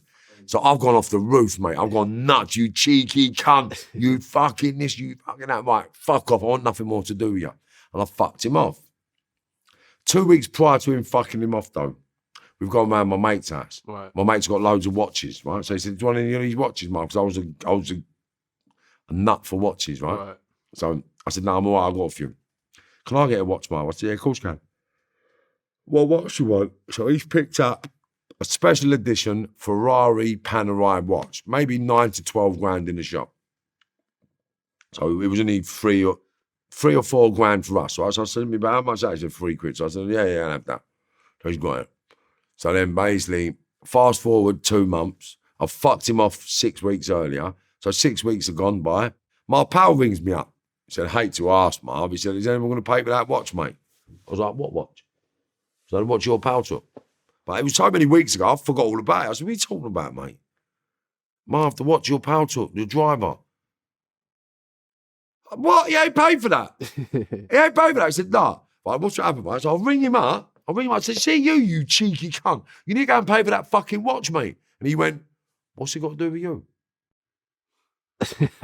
No way. That was it, mate. That was the one. What's it got to do with you? I said, you cheeky fucking cunt. Where are you? I'm coming to smash your fucking head in, you mug. Keep the watch. I don't even want the watch. You having the watch. Because to me, it was a £3 grand watch. I'm going to give him the £3 grand beating and he can keep the watch. Yeah. Do you know what I mean? So that was it. I went down there just on the sole purpose to smash his fucking head in and let him keep the watch. Right? Gets down there, his pal ain't. He's not there, his pal's there. So I said to his pal, what's going on? Don't know, mate. I said, well, your pal's going to get something. So I'm not going to leave until he comes back. He said, mate. I said, mate, your pal's a ponce. He's a thieves cunt. This has happened. Blah, blah, blah.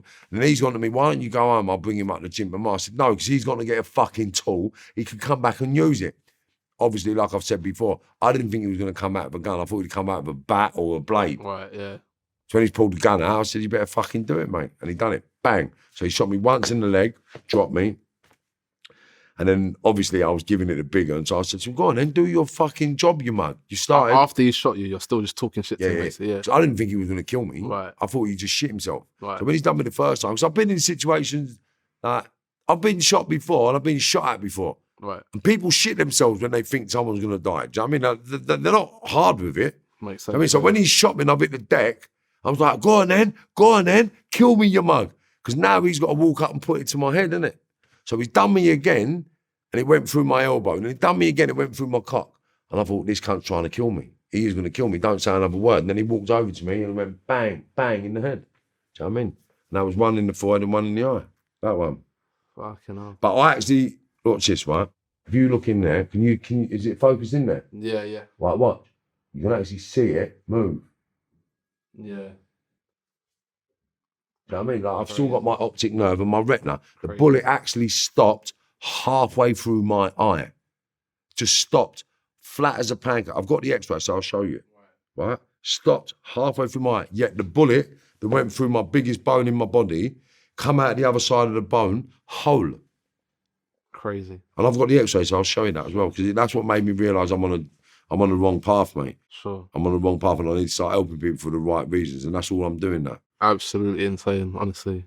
Crazy. I mean, considering the bullet as well going in. And where should we see it? It's just next level, mate. And it's flat as a pancake.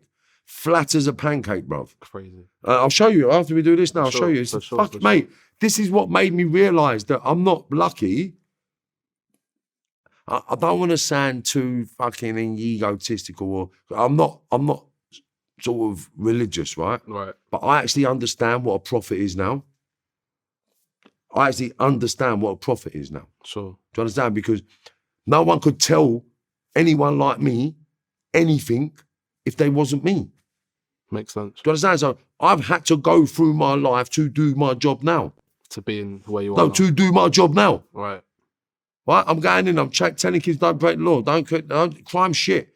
Get an education. Get a deplete. And what I'm doing, I'm encouraging people to become millionaires and billionaires, right? I'm going to help them through developing business infrastructures, yeah? Corporate investments, right? Corporate investment parcels I'm looking for. So I'm looking for everyone with the greatest idea. I've got a network to put together the right plans and the right strategies, the right investment packages, And where's it gone, bruv? I'm having small it. percentages of everything. Quality, nah. Come on, 2% I want for investment. That's it. Bam. And then I'll go have that 2%, 5% for the rest of my life, mate. My kids will get that, their kids will get that, and their kids and kids after that will get that. Definitely. And in 150 years' time, we'll have the sickest hedge funds on the planet as well. 100%. No, I salute it, definitely. But as you said, you know, you did manage to get to a point where you wanted to change your life and change for the better. I've always wanted to change. Sure. Always wanted to change. Sure, But I've just done what I had to do to get out. Sure. And now I realised when I was older, yeah, that I'd been lied to, I'd been groomed, and I'd been abused, right? By all my older lot. And all they'd done was manipulate me so they could all benefit, whether I was in prison or not, or dead. Fortunately enough for me, I never got killed. But I do know plenty of young men out there that have been killed because they're out there protecting their elders and doing things for their elders and going out there for their elders. Most of them are doing fucking life for their elders right now. Very true. I mean, there's no one sitting in prison for me right now. Sure. No one. Because I've done all my own dirt. Do you know what I mean? Sure. But if I can talk about a specific instance where yourself, I guess, bought the debt of a certain individual and you found out who that person was, as far as them having a relation with someone very close to you. And I guess was this the defining moment where you was like, you know what? You know about my son? Yeah. That was the penultimate turning point. Yeah, talk to us about that. Right, so basically what happened is I've been shot, I'll turn my life around, right? Now, obviously, everyone's got this mythological perception of life, right? Right. And people think when you change, you can change like that, but you can't. Yeah. There's always a transitional period, right? And a transitional sort of period, right? Sure. And it starts and then it ends, right? And when it ends, you've got to start again.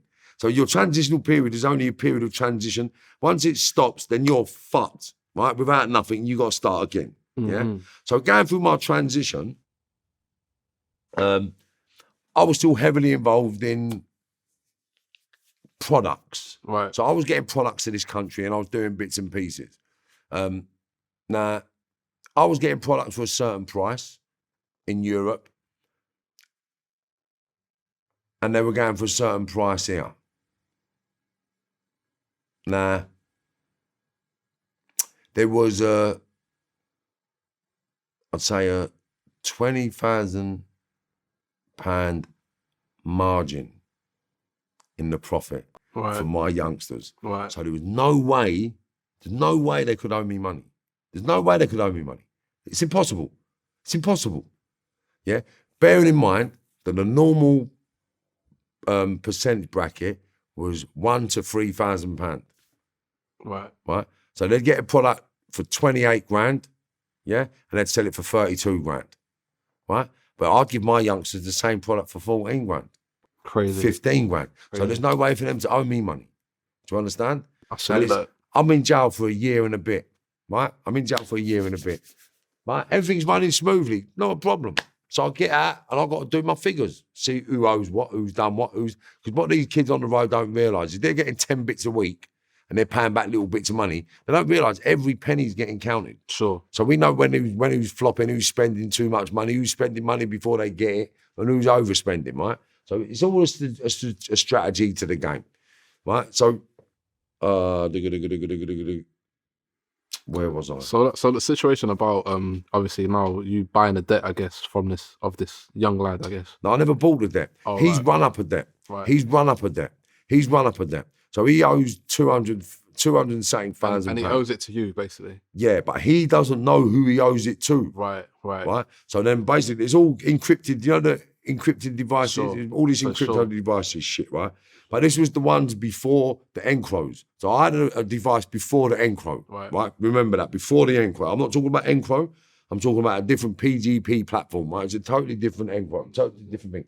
So basically I'm using this fucking PGP thing and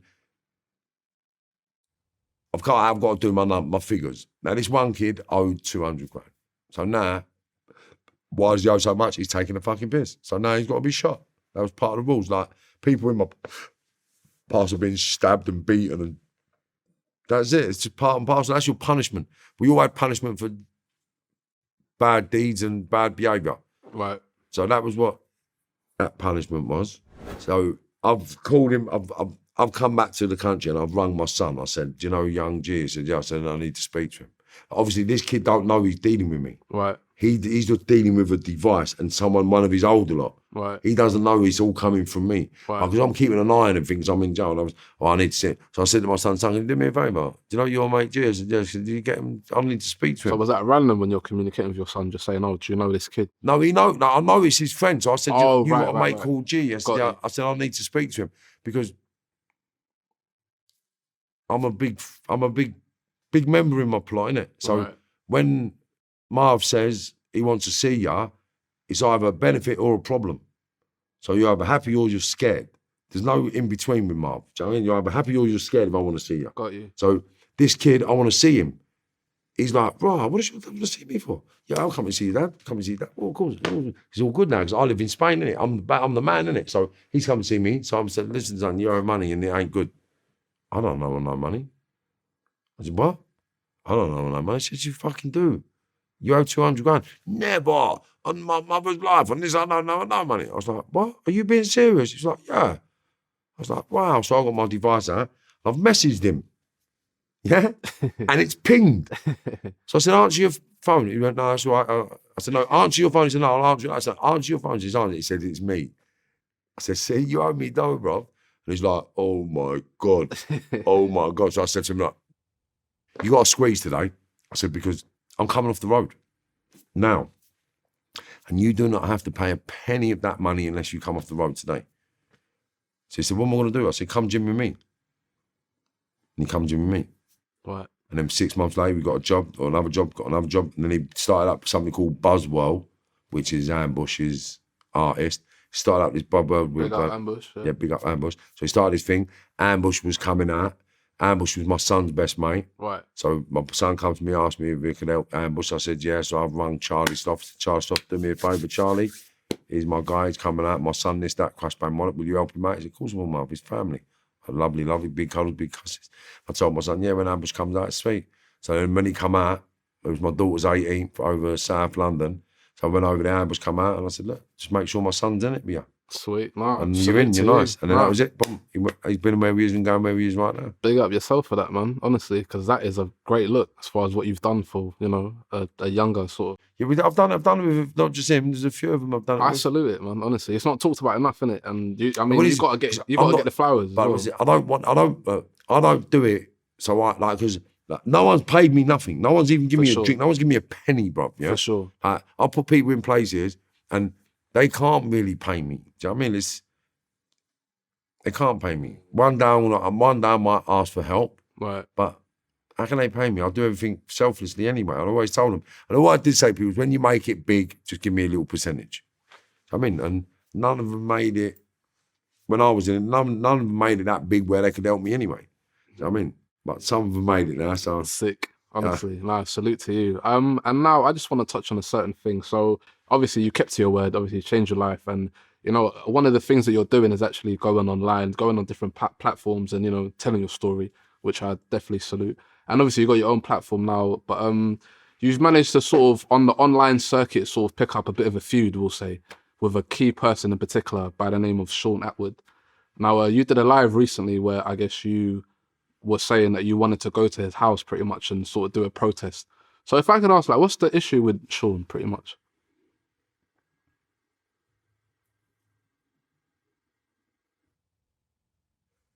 Do you know what? Like I've said, right? I'm nothing but the truth, right?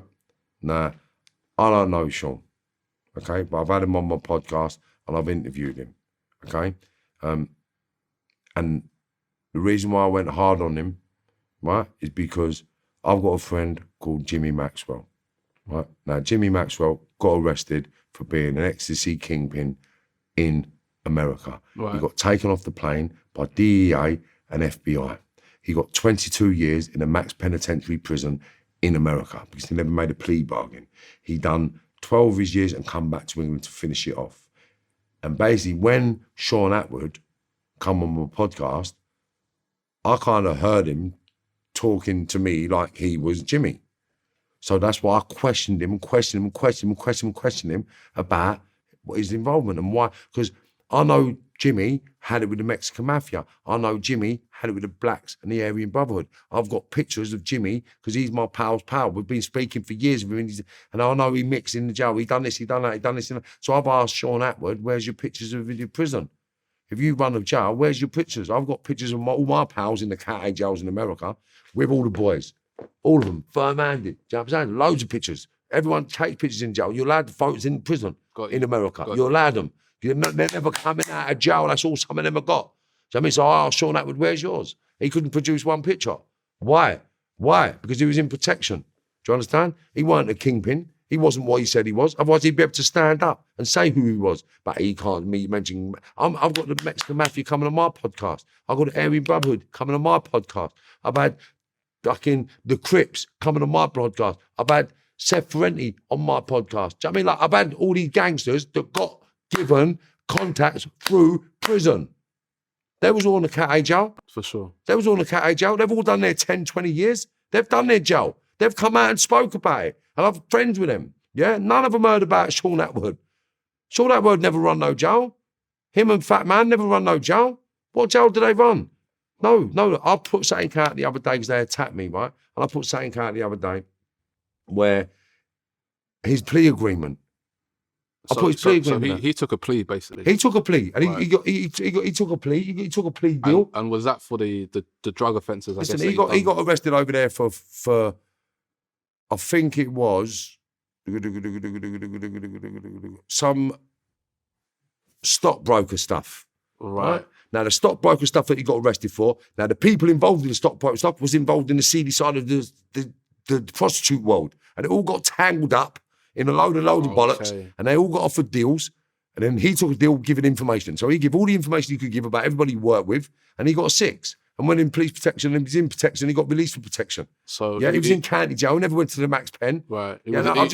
Because I knew that, I just wanted to explain it to him. I just wanted to explain it. I wanted to expose him for not being real and truthful. And that's what I tried to do. And look, I've got nothing against anyone, right? But don't be out here pretending to be something you're not, because people are listening to you for a reason, right? For sure. They're like, I'm out here because I fucking mean. I want to help these kids, yeah? But come on, man. Like, come on, like, fuck. Like, you either in this or not. Like, nah, I've never been nicked for a sexual offence. I've never had I have had a prostitute girlfriend, but I woke up one day and thought, fuck me, I'm left my son for a prostitute. That can't happen. And I got up and went home, right? Facts. I'm not marrying no prostitute, let alone 5 of them. Wow. So don't tell me you're honourable, bruv, when you can't tell the truth about your life. Like, come on, man, I can be honest about myself. Don't attack me on this platform. People attack me on this platform for what? For what? For being honest. Yeah? My rap sheet is out there, right? I'm proud of everything I've been through and everything I got over. I'm proud of being the man I've become, yeah? Because I was an adversity, living in an adversatile world with a volatile mindset and a vicious environment. And I just come out of that the best way I could. Like, my mum and dad was not that good. See, my mum and dad weren't that good. So we was brought up just to do whatever we wanted to do. Right? So when I turn my life around, I'm starting to help people, and I see other people that are groomers, bruv. Yeah, they're just not good people. And I'm like, what the fuck? And they're trying to chat to me. You can't chat to me. And then look what they done to me Christmas. They all attacked me, bruv. All attack me. They all attack me. Talking about it online. Come on, man. Yeah. They all come up against me like, on me. For what, bruv? For what? What have I done to these people? You're on this social media platform, yeah? I've not said nothing about the truth, bruv. You can say my mum was a prostitute, my dad was a drug dealer. I've been involved in all the heinous crimes you can imagine. I'm embarrassed for that. But you can talk about that. Talk about that. Come on, let's talk about that.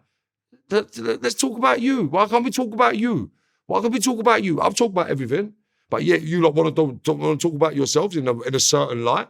Come on, man. Stop pretending. I'm fed up of pretenders, and it does my head in. So because I'm on this platform and you've asked me the question, I'm answering it, but I'm not giving these people any of my energy no more. Definitely. Because they're not real, right? They're not real. They're out here for clicks, bruv. They're out here for clicks. I'm not out here making no money. I was just about to let my YouTube channel go down because the money don't mean nothing to me. I've had it, spunked it, spent it, and had fun with it. What do I need it for? I've experienced all that shit. What is it I haven't done? Parachute jumping. It's the only thing I ain't done. Parachute jump. Any fucking thing else on this planet, I've done it. I've had the yachts, I've had the boats, I've had the villas, I've had it all. Yeah, I've had the 100 grand watches. It was me that had the watches first. I even stopped wearing protective relief. At 5980, I was one of the first people in this country who had 5980 when they were 42 grand. Sure. I was one of the first people to buy one in this country, 42 grand, 5980 from my brother Boar. Do you know what I'm saying, Joe? If I can interject as well, basically with Sean Atwood, right? He's done a statement video or something, and I guess he's challenging you to, or not you specifically, but anyone to come up with certain paperwork for these accusations with him, sort of thing. So, from what you said, he was informing, sort of thing, isn't it? No. He's got a plea agreement. Right? Do you know what a plea agreement is? Of course. Right, okay. So he's agreed to the charges. Okay. So you tell me if this is a plea agreement or not. Right. You tell me. I don't know. Yeah, so but from what I said, it says plea agreement. Yeah. You pleaded guilty. Sean Patrick Atwood pleaded guilty. Bubba pleaded guilty. Right? So what the fuck is that, bruv? Yeah, I'm not making shit up. I don't make shit up about nothing for no one. No, I'm not saying you are. I don't do it, none of them. I don't do it, bruv. I don't do it. No, honestly, I'm not. These fucking squigs, these are just fucking squigs, and it pisses me off, mate. Yeah? It pisses me off. They're out here trying to make money out the back end of people's fucking miseries, mate. People's lives are getting ruined. These people out here fucking publicising it so they can make money. And then they're editing it, make what? Yeah? Now, they're lucky I'm not a criminal. Look how I'm sweating. They're lucky I'm not a criminal because I don't like these people, bruv. They're the same people that manipulated me to commit crime when I was in the game. Do you get it? They're the grooming fucks, bruv. They're the grooming fucks. And let them play with me. I'm telling you, because the universe will strike them down, bruv. I don't even need to get angry for these people no more. They're fucking weak cunts. 100%. All of them. Fucking getting up on me. I told them all, mate, just call call a charity MMA fight on, and all four of you get in the ring with me, and we'll see what happens. Yeah? Let's see if they get up for that. Get in the ring, 5 minutes or 10-minute rounds, yeah? And all four of you get in the ring with me, and we'll see who gets out of that fucking ring first. Right. So I'll tell you something for free. It won't be me. Yeah? And if it is me, I'm getting carried out. Facts. Fucking people. Definitely. Right, hold on. Yeah, we can take a look at it after. It's not a thing that it needs to be on camera or anything. No, it don't need to be on camera, but I'm telling you that. Right here, bro. For sure.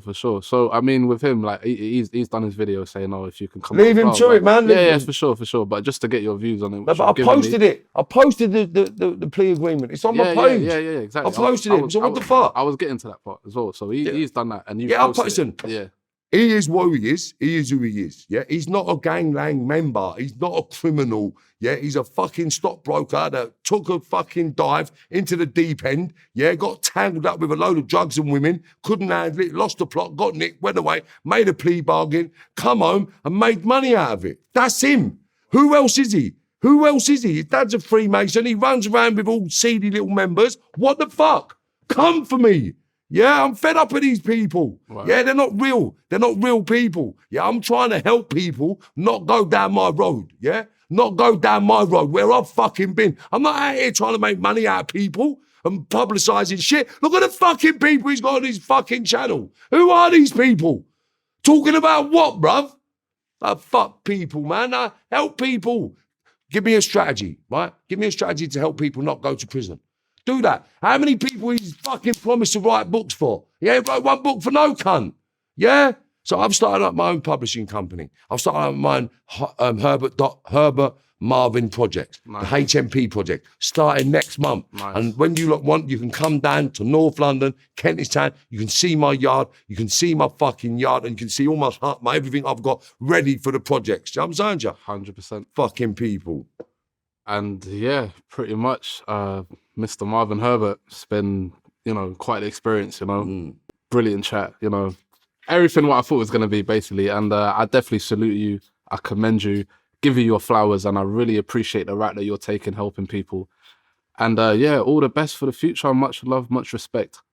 Appreciate your time today, boss. Big up VladTV, next generation, next platform, next level.